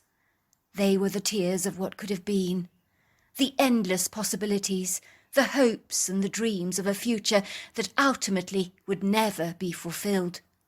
There came a point in a marital relationship when finally both parties had to call it quits. That was the case between both my parents, as these days there was no love lost between them. It tore me and my sister apart to hear the two people we loved most in the entire world pulling each other's hair out like this. They didn't realise how much easier it would have been for us if they'd split up a long time ago. They falsely assumed that staying with us is exactly what we wanted. My brother and I would pray that they would leave each other. We longed for peace and quiet in our lives more than anything else in the entire world. We wanted to have the quintessential happy, predictable life, doing routine, standard, customary things in a convivial atmosphere, like most normal families did. How we wanted to be ordinary! For we would have happily settled for boring, tediously dull days doing mundane things. That would have been like sweet music to our ears, for predictable and calm, our lives were certainly not. You could liken our home to a fragile, unstable boat sailing on a stormy sea, being thrust, blasted around violently by gale-force blustering winds, blowing across the ocean to the left, to the right, made worse by the undercurrent of the choppy, tumultuous high waves, crashing, pounding, battering, and knocking against its hull. That boat is going to be in pretty poor shape after so much upheaval, which was much like the dysfunctional state of our family. It was beginning to crack and fall apart. One morning it happened. I knew it would at some stage, but today was the day. I woke up to find the house unusually quiet. I could hardly believe it. I could not hear the usual sounds of my truculent, sulky mother crashing around in the kitchen, deliberately thrashing pans and crockery around in the sink in one of her pugnacious, contentious temper tantrums. Nor could I hear my father's raised voice telling my mother to shut the F up. On the contrary, the silence was golden. I felt as if I could breathe again, drink in the sweet oxygen of a perfectly beautiful day. I cautiously climbed down the sweeping ornate mahogany staircase of our very gloomy, depressing Victorian-style home that I'd never ever liked. It was such a dark, oppressive house with a heavy, irksome, pessimistic energy. It blocked out the light of the day, as the sunlight somehow failed to envelop the house, even when the windows were left wide open, when curtains were pinned against the wall. I never could understand why that light failed to filter through our home. It was wallpapered in a hideously ugly gold design against a dark burgundy background. If my mother could go back in time, she would live in the Victorian era, in a heartbeat, provided of course she was part of the gentry and could be waited on by butlers and wear some of those fabulously flamboyant outfits. I found my mother in the kitchen, seated at the dark mahogany kitchen table, her jaundiced face almost as stormy as the wood itself. Her bloodshot eyes were framed by pink rims. She was sniffing into her tissue, her pretty blue eyes clouded by tears. I noticed her slender fingers were trembling as she tried to smoke a cigarette. I'd never seen my mother smoking before. She drew in the smoke, blowing it out of her pursed lips slowly, as if the release of the wispy trail of smoke brought her a measure of comfort. In truth, I'm not even sure she inhaled, but the action of smoking calmed her nerves. "Your father, he's left us for good," she said, sniffing. We're getting a divorce." I could feel the relief welling up in my heart. Silently, inwardly, I was praising God. Peace! Peace at last, I thought. Outwardly, I tried to be rather reassuring. "It's probably a good thing, Mum," I said. "It's been a long time coming. You and Dad have been at each other's throats for ages. You haven't said a kind word to each other." My mother turned around to look at me. Her eyes seemed almost glazed like a glass marble. She seemed reflective, wistful, speculative. "He nearly killed me last night. Well, not really, but he did put his hands around my neck. He began to squeeze, but just for a second. It was only a little squeeze, as if there was a large part of him that really wanted to kill me. I've never seen him so mad. I could see the rage in his eyes." I put a comforting hand on my mother's arm to hearten her. "You know Dad isn't a violent man by nature. You know that. I know he'd never harm you, but you have been rubbing him up the wrong way recently. I just think the two of you are not meant to be together. The fact that you even suggest he put his hands around your neck proves your relationship is at that point, breaking point. It proves you're not good together anymore." But I don't understand. What happened? We used to love each other once. We couldn't get enough of each other. How? How did it come to this? I know you're right. He would never hurt me. I know your father. But the fact that he was tempted to wring my neck shows how bad things have gotten between us, and that really disturbs me. Well, maybe it just fizzled out. Maybe your relationship has worn its course. It happens. Life happens. Things only went pear-shaped after we bought this house. Don't you remember? Your father never liked this house. He thought it was gloomy, Platonian, depressing. I remember him saying that the house felt hostile towards him, almost as if it personally wanted to throw him to the curb. The house, I mean, not me. Well, it is gloomy, dim, sombre, and very bleak. I agree with him. I've never ever liked this house. I know you do. But sometimes it feels like it's watching you. You don't think this house has been the cause of our marital problems? My mother asked me suddenly. It wouldn't be the first time this has happened, nor the last. I've been doing some research on supernatural forces that drive people apart, like bad spirits. Maybe that's our problem. Remember when you told us you saw that strange Victorian woman in this house? Your father saw her too. Do you still see her? She asked me. I shuddered. I didn't want to remember the evil old hag that I saw sometimes in our home. I could remember the first time I'd seen her. It was shortly after we moved in to the Victorian house, the house that I simply hated to call home, as everything about this place made my skin crawl. Now that I came to think of it, I do not recall a time when anybody ever laughed or smiled in our home. Every guest who's ever visited us in this place would be so eager to leave soon after they'd shortly arrived, making up a fictitious excuse to go, most especially male visitors who always seemed rather alarmed, as if some unseen invisible force had somehow managed to threaten them. They often complained that they were experiencing a thumping headache, but the moment they left our house, it had miraculously gone. Of course, my mother, who was a sceptic at the best of times, thought it was just a storm in a teacup. I knew it wasn't. Why did my father always suffer from those anomalous headaches at home? But when he left the house, they would magically disappear.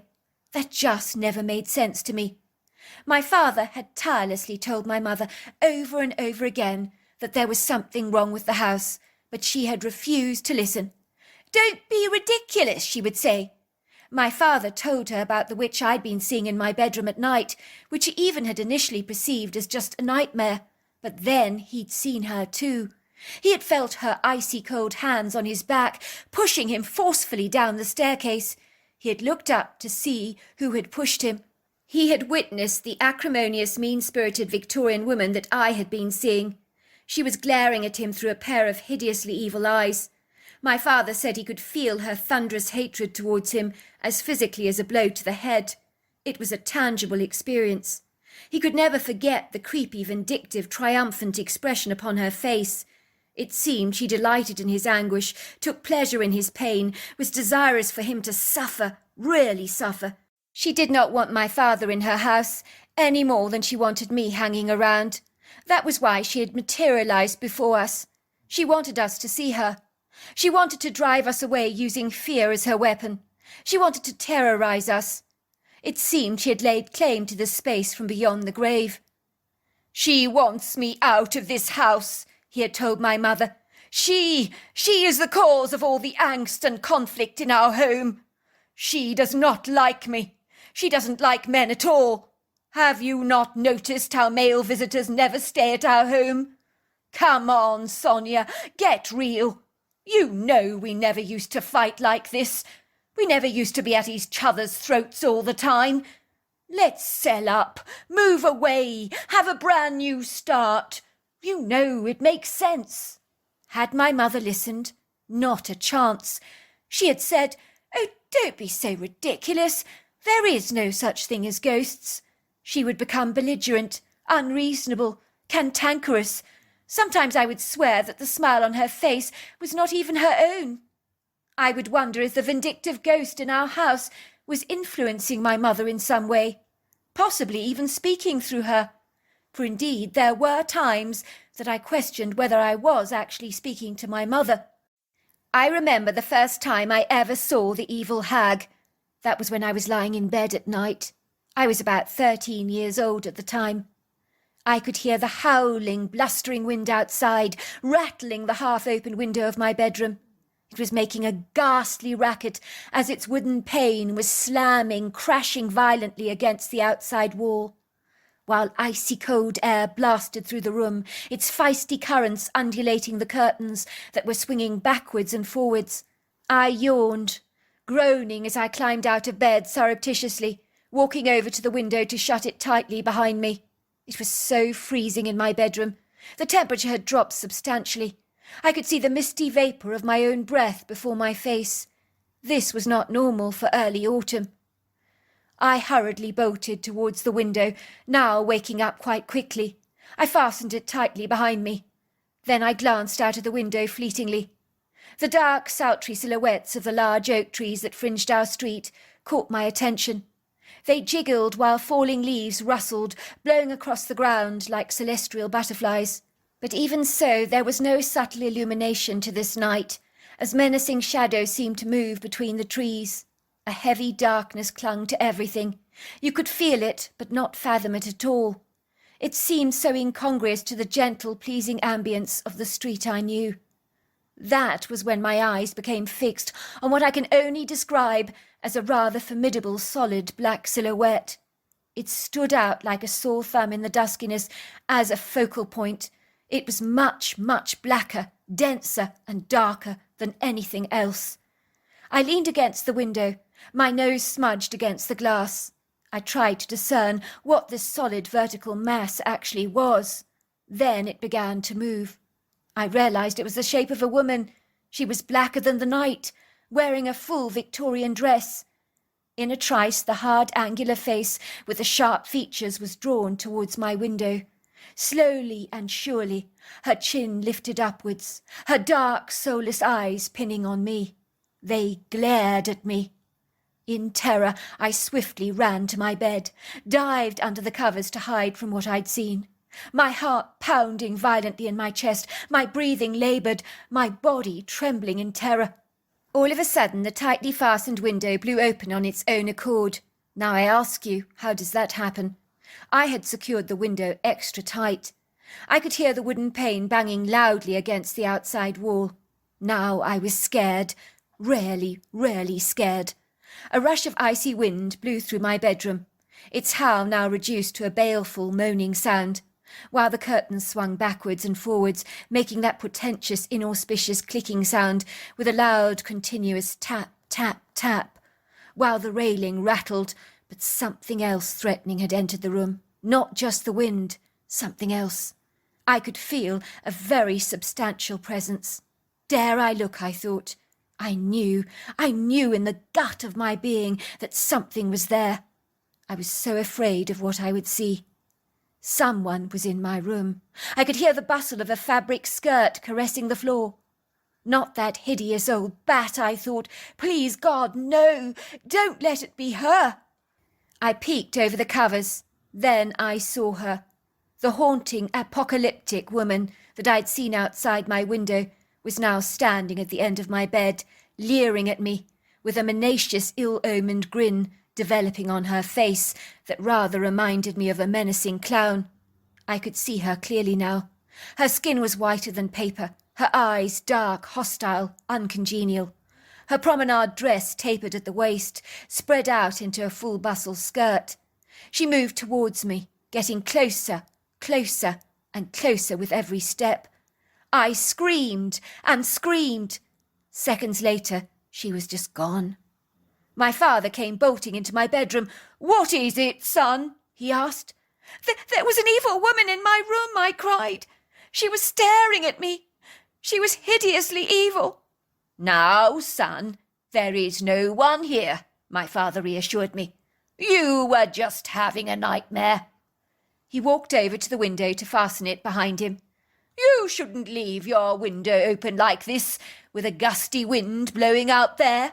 Since that day I had seen her occasionally in our house, always with that malevolent, victorious grin on her face, as if she was triumphant about something. Sometimes when I was getting dressed for school, A dark shadow would quickly dart past me in the mirror. I would also sometimes feel eyes searing through me when I opened my closet door. Sometimes something would brush against my shoulders with a light touch that felt more like a push or a shove.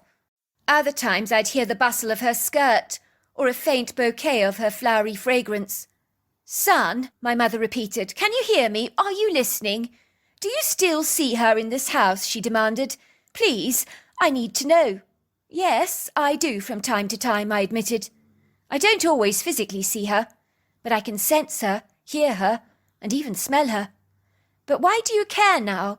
When Dad was here, he told you that the house was problematic, that there was a ghostly woman that could potentially be the instigator of your marital problems. But you refused to listen. Isn't it a bit late in the day to be crying over spilt milk? I mean, the horse has already bolted. There's no need to be so nasty."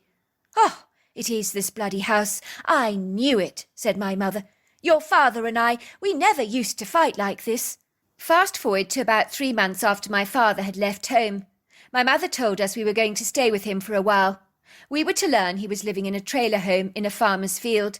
He was doing odd jobs for the man in exchange for board, as well as jobs for other locals in the rural town.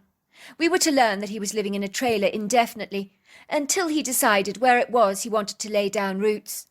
Me and my sister Jolene were aching to see my father again. We had missed him so terribly much. We were eager to see him. Once a taxi dropped us outside the trailer, we were at last reunited with him. I could see he looked absolutely exhausted, as if the past 2 years of constant bickering with my mother had worn him to a frazzle. I told my father that Mum was now considering that the Victorian house was to blame for their break-up. He looked at me in surprise. "I have been telling her that for 2 whole years, but would she listen? Not a chance. She was insistent I was wrong. You know she was the one that wanted that horrid house.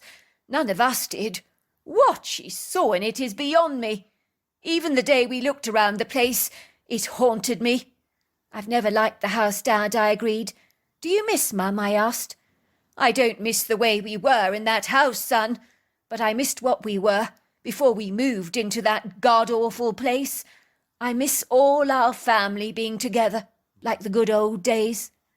My father's trailer was pretty standard, nothing special really, very mediocre, but the breathtaking countryside that surrounded it really was spectacular.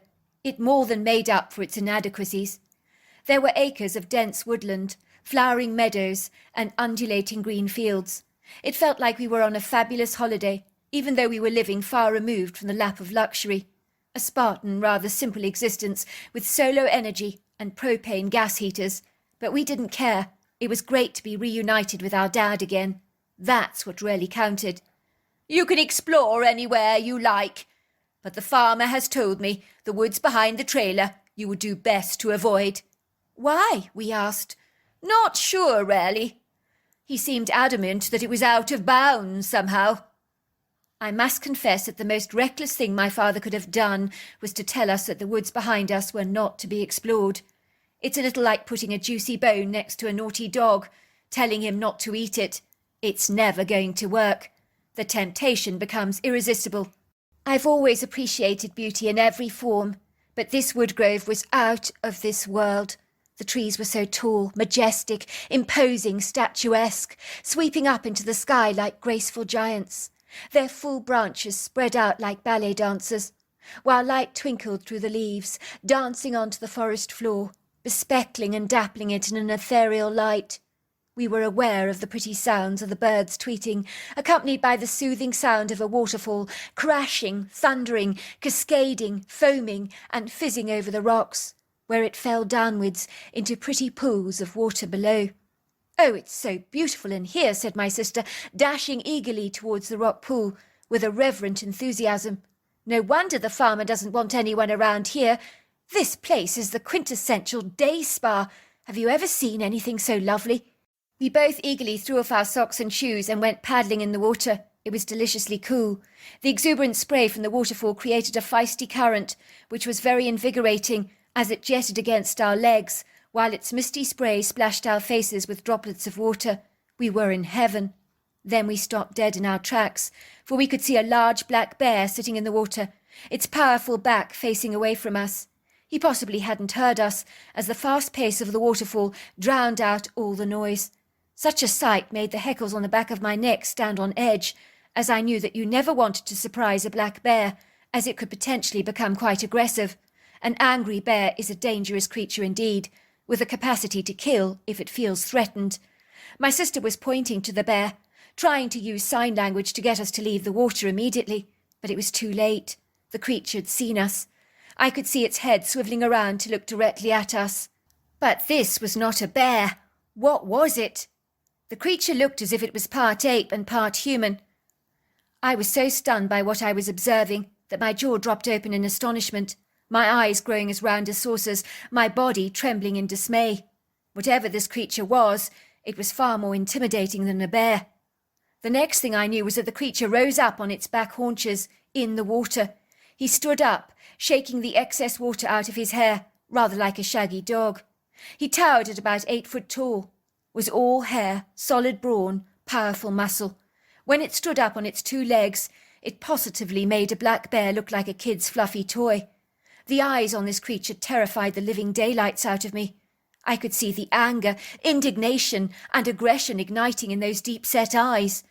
The creature began to snarl at us. It then ground its teeth together, pulling back its lips to reveal its oversized human teeth. Then it unleashed the most terrifying growl that caused the forest to shudder, let alone me. I was standing there in the water. My sister was screaming my name, but I failed to hear her, as her voice seemed like a faint murmur in the distance, like a radio from miles away. My eyes were drawn deeper and deeper into his gaze, like a magnetic hold that locked me in his stare, that I could not release myself from, almost as if I'd been handcuffed to a chair. I tried to look away from his gaze, but I couldn't break the spell that was holding me prisoner. Jolene bravely lunged towards me. She grabbed my hands violently, pulling me as hard as she could away from the water. "What the heck is wrong with you?" she spouted. "For goodness sake, run!" I was suddenly shaken out of that hypnotic stupor. I began to run. My sister was hot on my trail. I felt like a deer being pursued by a savage lion. I know exactly what it feels like to be hunted, to be at the mercy of another wild animal that actually has no mercy. I felt powerless against this mighty beast. I could hear my heart thundering in my ears, the fast pace of my breathing, along with the desperate voice in my head that kept telling me to run for my life. Every time the creature's padded foot hit the ground, it was like it thundered. Boom, boom, boom, as the feet got ever closer towards me. I was sure that in any second it would grab me. Tears began to stream down my cheeks, but finally hope gleamed on the horizon like a colourful rainbow, offering some promise. My sister and I exited the forest. We went running through the open meadow towards the trailer. We dashed inside the trailer, slamming the door behind us as fast and as quickly as we could. But the creature never followed us. We glanced out of the trailer window. Looking towards the forest, we could see him retreating back into the woods from whence he came. We never told my father what we'd seen, but we declined any opportunity to go into those woods again. We were to find out later that we had encountered a Bigfoot. One day my father announced that he was seeing a very special lady who was to become our new stepmother. We were going to meet her at a restaurant in Charleston the following day. "I want you to be very nice to her," he told us. "Be on your best behaviour." "But Dad, you've only recently ended it with Mum. Isn't it too soon to go gallivanting into another relationship?" I said. "It's never too soon to have a fresh start," said my father, giving me a grin. "Don't you worry. I'm sure you're going to like her." I felt very resentful that my father was seeing someone new. How could he? It was hard to digest this appalling revelation. It was like ingesting something seriously sour, unpalatable, repugnant. I felt like I was going to be violently sick, hurl all over the place. Now it all made sense to me. Over the last 3 weeks, while we had stayed in his trailer home, my father had been behaving rather strangely. He'd been humming to himself in the morning when he was shaving, singing to himself in the shower, disappearing furtively behind the trailer to talk to someone on his cell phone. And furthermore, during the late evenings, he would usually be gone for a couple of hours, always making some kind of lame excuse to us. I had known he'd been up to something, but having an affair while we were staying in his trailer, I mean, how low could he get? It was disgusting. I'm not going to like her, I told my sister. I know I'm not. Well, try to be nice to her, said Jolene. I mean, you want Daddy to be happy, don't you? I mumbled. The truth was, despite the chaos and pandemonium in our previous home, I couldn't envisage my father with another woman. The attentive young waitress invited us to sit at a rather grandiose-looking table that we had booked at an ornate-looking stylish restaurant in Charleston, credited with having the most phenomenal chefs. It seemed my father was going overboard to impress this lady of his. Again, I could feel the resentment rising up in the back of my throat. I was far from happy. I knew I was going to be waspish towards her. I wouldn't be able to help myself from sticking the knife in. I already despised her and disliked her. We were seated on the lavish upholstered chairs as the waitress started taking down our drinks orders, when who should walk into the restaurant but my mother. She looked more beautiful and radiant than I'd seen her look in a long time, almost as if she'd dropped 10 years off her age.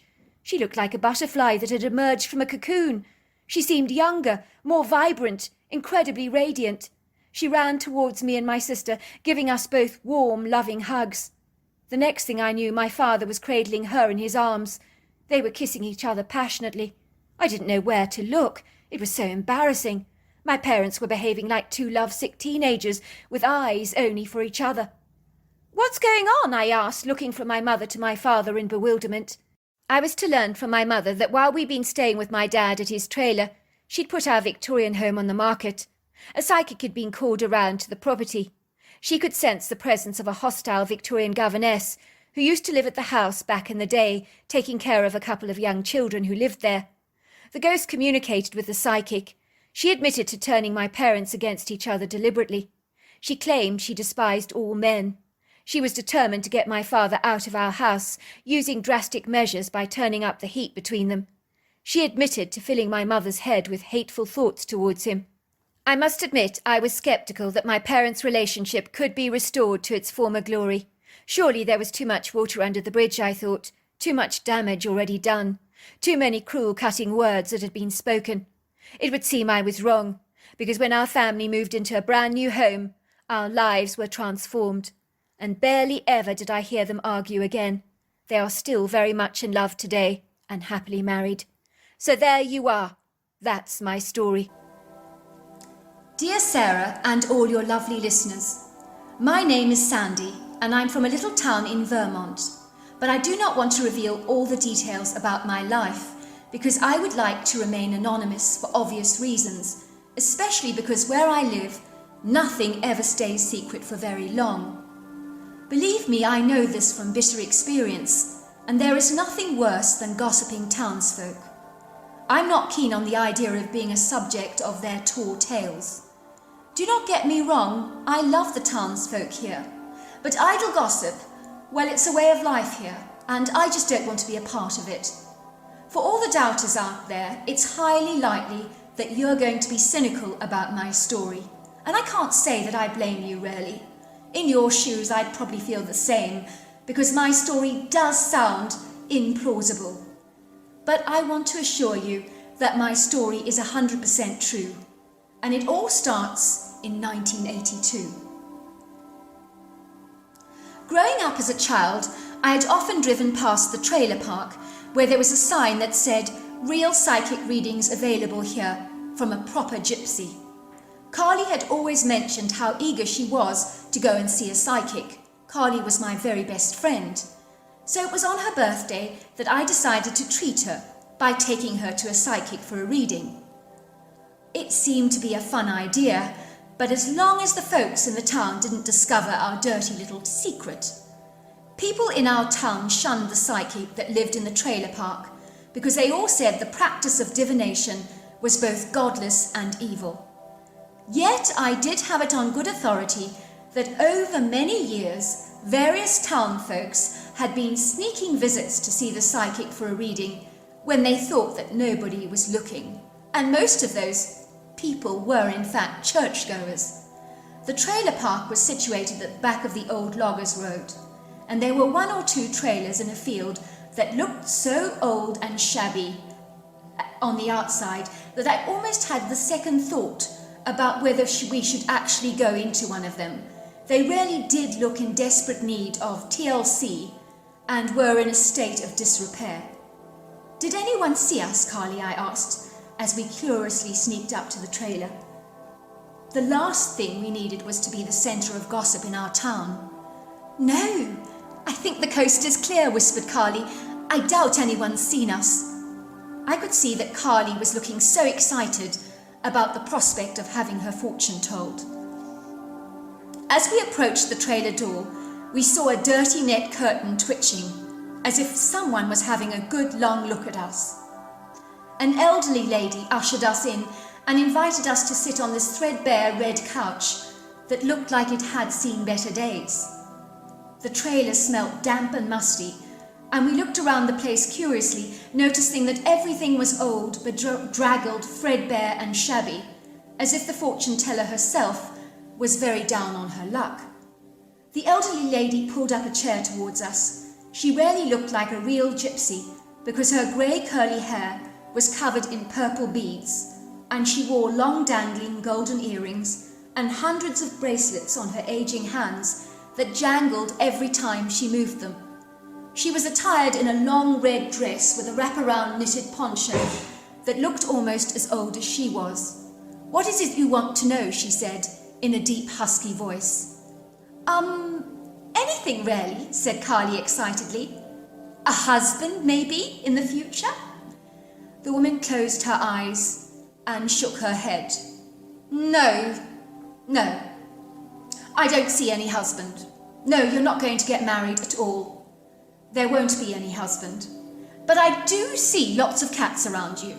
You will have lots and lots of cats, and you will love them. Carly looked stunned. No husband? She said, looking aghast. Are you sure about that? The lady nodded. But I hate cats, she protested. I've always been a dog lover. I've never even owned a cat. The lady then turned her attention to me, and then she grabbed me very tightly and almost violently, and she looked at me through her milky white eyes. Beware the hairy man, she said. He's already taken one down, and you may very well be next. What hairy man? I asked. I thought she might be referring to my Uncle Bruno, because he was hairy. I didn't know anybody else that was hairy. The woman did not listen, but ushered us out as if she already had been exhausted by us.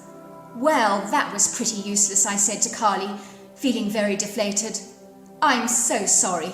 It really was a waste of time. The woman was barking mad. 2 weeks passed by, and I suddenly received a phone call from a solicitor in Tennessee, telling me that I was the sole beneficiary of my great-uncle Sam's property near Mount Pleasant in Tennessee. How did he die? I asked in surprise. I always got the impression that Uncle Sam was as fit as a fiddle and as strong as an ox. He was only 70 years old when he died, and he was robustly healthy, so that was strange. I had never met him before, but I had been told wonderful stories about him.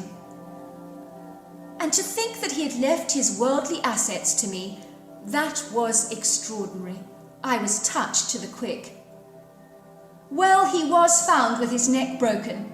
It was a terrible accident, said the solicitor. I'm so sorry for your loss.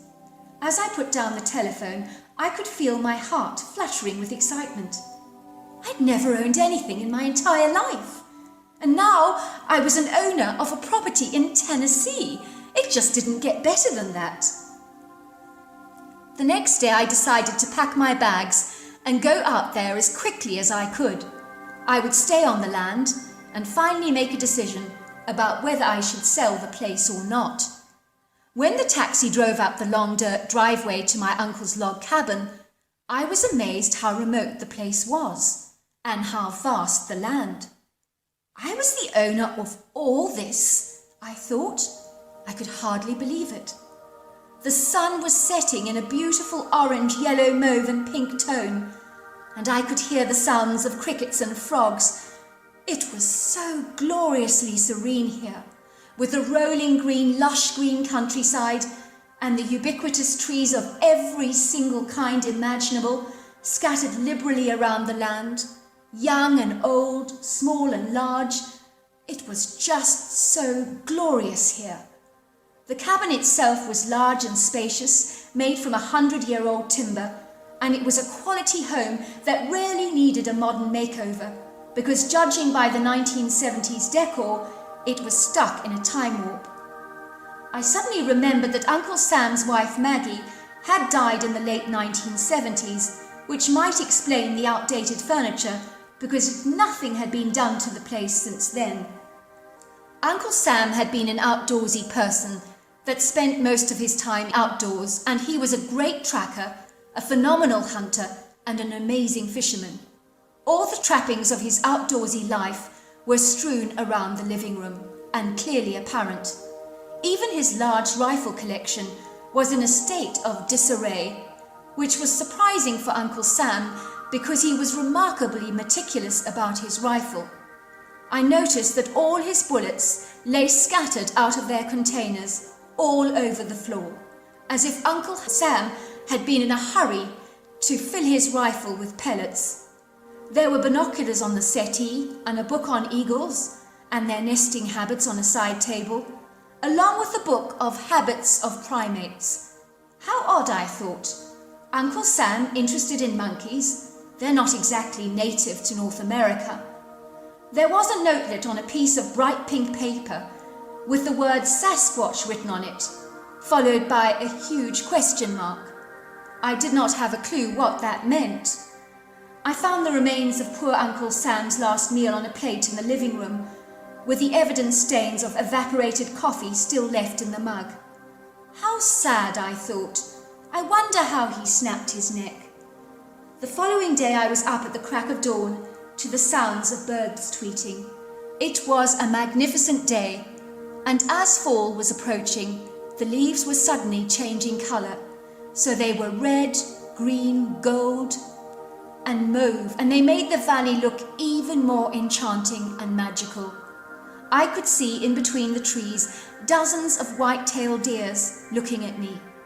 I loved the way they twitched their beautiful white tails, and to look at their gentle and serene expressions was just so lovely. I decided to walk around the valley and take in as much scenery as I could. It was so gloriously beautiful here, but the place was too big for me, I decided. I knew I needed to renovate the cabin and put in some modern touches in order to get the best place of the property. Fast forward a couple of months, and the renovations to the cabin had begun and were going exceedingly well, but something was happening every single night that set my nerves on edge.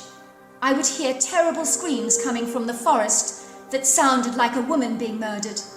I would also hear whooping sounds that I could not identify, and owl hoots, and so many of those owl hoots that you could be forgiven for believing there was an owl parked on every single tree. Something wasn't right, and I could feel it in my gut. And there were occasions during the day when I ate my sandwiches on that wooden deck that I had the distinct feeling that unseen eyes were watching me, and it creeped me out. One night I was woken up to these loud banging noises all around my property, on the trees and on the cabin itself. It sounded like someone was deliberately pounding a piece of timber and making a very big deal about it. When I ventured outside, I could see nothing, but I detected this awful sulphur-like odour that made me violently throw up. Something or someone was trying to scare me, and I had seen a dark shadow slipping into the forest, so I was convinced that it was a trick of the light, but now I was sure it was somebody. Whoever this intruder was on my land, he was trying to deliberately scare me. Maybe he was the one making the screaming noises at night and the owl calls, and maybe he was the one that was banging the door like an angry madman. I now felt angry about being subject to such harassment and abuse, and I was determined that come what may, I would drive this intruder off my land, and even call the police if it came to that. I imagined that this man was living on my land in a makeshift tent, And the next morning I ventured deep in the forest to see if I could find it. I took one of my uncle's high-powered rifles that was not something I was practiced or skilled at using. In fact, to be honest with you, I've never used a rifle in my life. But I needed to look the part, even if it meant bluffing the intruder. Surely I would come across as intimidating. I boldly walked through the forest with a dogged determination to get this guy off my land. I could smell him everywhere. The place smelt rancid and horrible. That nasty sulphurous odour was everywhere. So I knew I was getting close, and I could feel his steely eyes on me. I also began to wonder if he might be an insane sort of person, someone who could have escaped from a mental asylum, or a deranged killer of some kind. I just felt this sense of a menacing presence, and I knew that I wasn't imagining it. It sounds weird, but my instincts were telling me that I was in danger, so that was when I decided to call the police. "Yes, sir," I said. "Yes, that's the address. No, I've not seen him, but he is here and I think he's highly dangerous. Yes, I'm in the forest on the left-hand side of the valley. Get here as soon as you can." Suddenly I saw a movement and I raised my rifle as quickly as I could. "Come out," I shouted. "The game's up. You're trespassing on private land and the police are on their way." Suddenly I heard the thunderous sound of a heavy rustle, and I could hear twigs being snapped and golden oak leaves being crunched under feet. This man, whoever he was a hefty weight, and he sounded like a rhino in a thicket. Then I saw him, but this was no man. Standing before me was a fearsome bipedal humanoid predator-like being, more terrifying and intimidating than any monster movie I have ever seen in my life. No, surely this was my wild imagination. This ghastly creature could not be real. I pinched myself to make sure I was not dreaming, and I was horrified to realize that this creature of 8 foot tall, 600 pounds, red-brown hair, was as real as you and I. The creature had a bullet-shaped head, a long, weathered, humanistic, primate-like face, but it was the look in those hostile brown eyes that had my heart racing at 100 miles an hour. I could sense that this thing despised the very sight of me, and I'm certain, in fact, I'm not certain, I know he wanted me dead. Every sense in my body heightened me to this revelation. I had no experience in using a rifle, but I trembled so much with fear, I just knew that I would probably be better off if I didn't use it at all. Why was I not running away? I did not know the answer to that question. I could feel that I had soaked my pants, I'm embarrassed to admit. But I seemed absolutely unable to move a muscle. I just stood there in stunned stupor, staring in horror at this creature, as if I was waiting for my inevitable demise that was so clearly on the cards. There was no doubt about that in my mind. What was I waiting for, I wondered? The creature roared at me like a great big lion, but the sound was so much more terrifying that it made me disorientated and dizzy. The sound went through my body, causing it to vibrate, and my head began to throb violently. The creature seemed to be enjoying my terror, and he was toying with me as if he wanted to have fun with his dinner before finally consuming it. The creature lunged towards me in a mock charge. Then he pounded his chest violently in a show of dominance, and then he picked me up and threw me over his shoulders as if I was a sack of oranges. I started to scream at the top of my lungs, and I kicked my legs violently, but he held me with a firm grip in his huge hairy hands. Suddenly I heard the sound of distant shooting getting closer and closer to the forest. The creature suddenly stood still for a second, as if deciding what on earth he should do. He then slung me on the ground, where I luckily landed on a huge pile of fallen oak leaves that cushioned the blow. The hairy thing then bolted through the forest like a bulldozer, and then he was gone. All was quiet for a moment, and the police arrived, checking to see that I was all right. I told them that a hairy man had bolted off into the woods, and they did try to run after him, but he had vanished. The officer commented on how huge the man must have been because they had seen muddy footprints at the edge of the forest that were 16 inches big. That was no human, said the other officer. That was a bear with feet 16 inches big. I said nothing. I just told them a hobo with a lot of red-brown hair had been living in the woods and scaring me half to death, and they accepted my story. I was not about to tell them about this monster-like being because I knew that they would never believe me. I wasted no time in selling my uncle's property. I did not want to hang around the place knowing that the creature could be around, because if he came back for me another time, I would be unlikely to escape with my life. Suddenly I remember my visit from the psychic and her warning about the Hairyman who had already killed someone else. Suddenly I could make sense of my uncle's death. It had clearly been no accident. No wonder unused bullet shells were falling out of their packages in a haphazardous mess all over the floor. Maybe he'd been in a rush to load his rifle as the predator ventured closer to him near the time of his untimely demise. I imagine the creature just snapped his neck with one whack of his monstrous hands. I remember the book on primates my uncle had been reading and the note with the word Sasquatch on it. Later I was to learn that Sasquatch, or Bigfoot, are another name for the hairy man. My uncle clearly had seen this creature, which would explain the research he had been doing. I'm in no doubt he feared for his life and was being hounded by the creature. Bear in mind, those days we did not have access to the World Wide Web, the internet or Facebook, so people in that time would never have known what this thing was. I also did not until the day when our technology changed and advanced, and information about unusual creatures became much more accessible. On the subject of my best friend Carly, to date, she has never ever married. One day she rescued a kitten from drowning in a heavy rainstorm, and she was so smitten by the little thing that she started rescuing other cats. When I go and see her in our house, she's literally surrounded by hundreds and hundreds of cats. You would think that the place would stink, but it doesn't, because she looks after those cats as if they were her children. In Vermont, they call her the crazy cat lady, so the psychic was right about her too. So there you are. That's my story.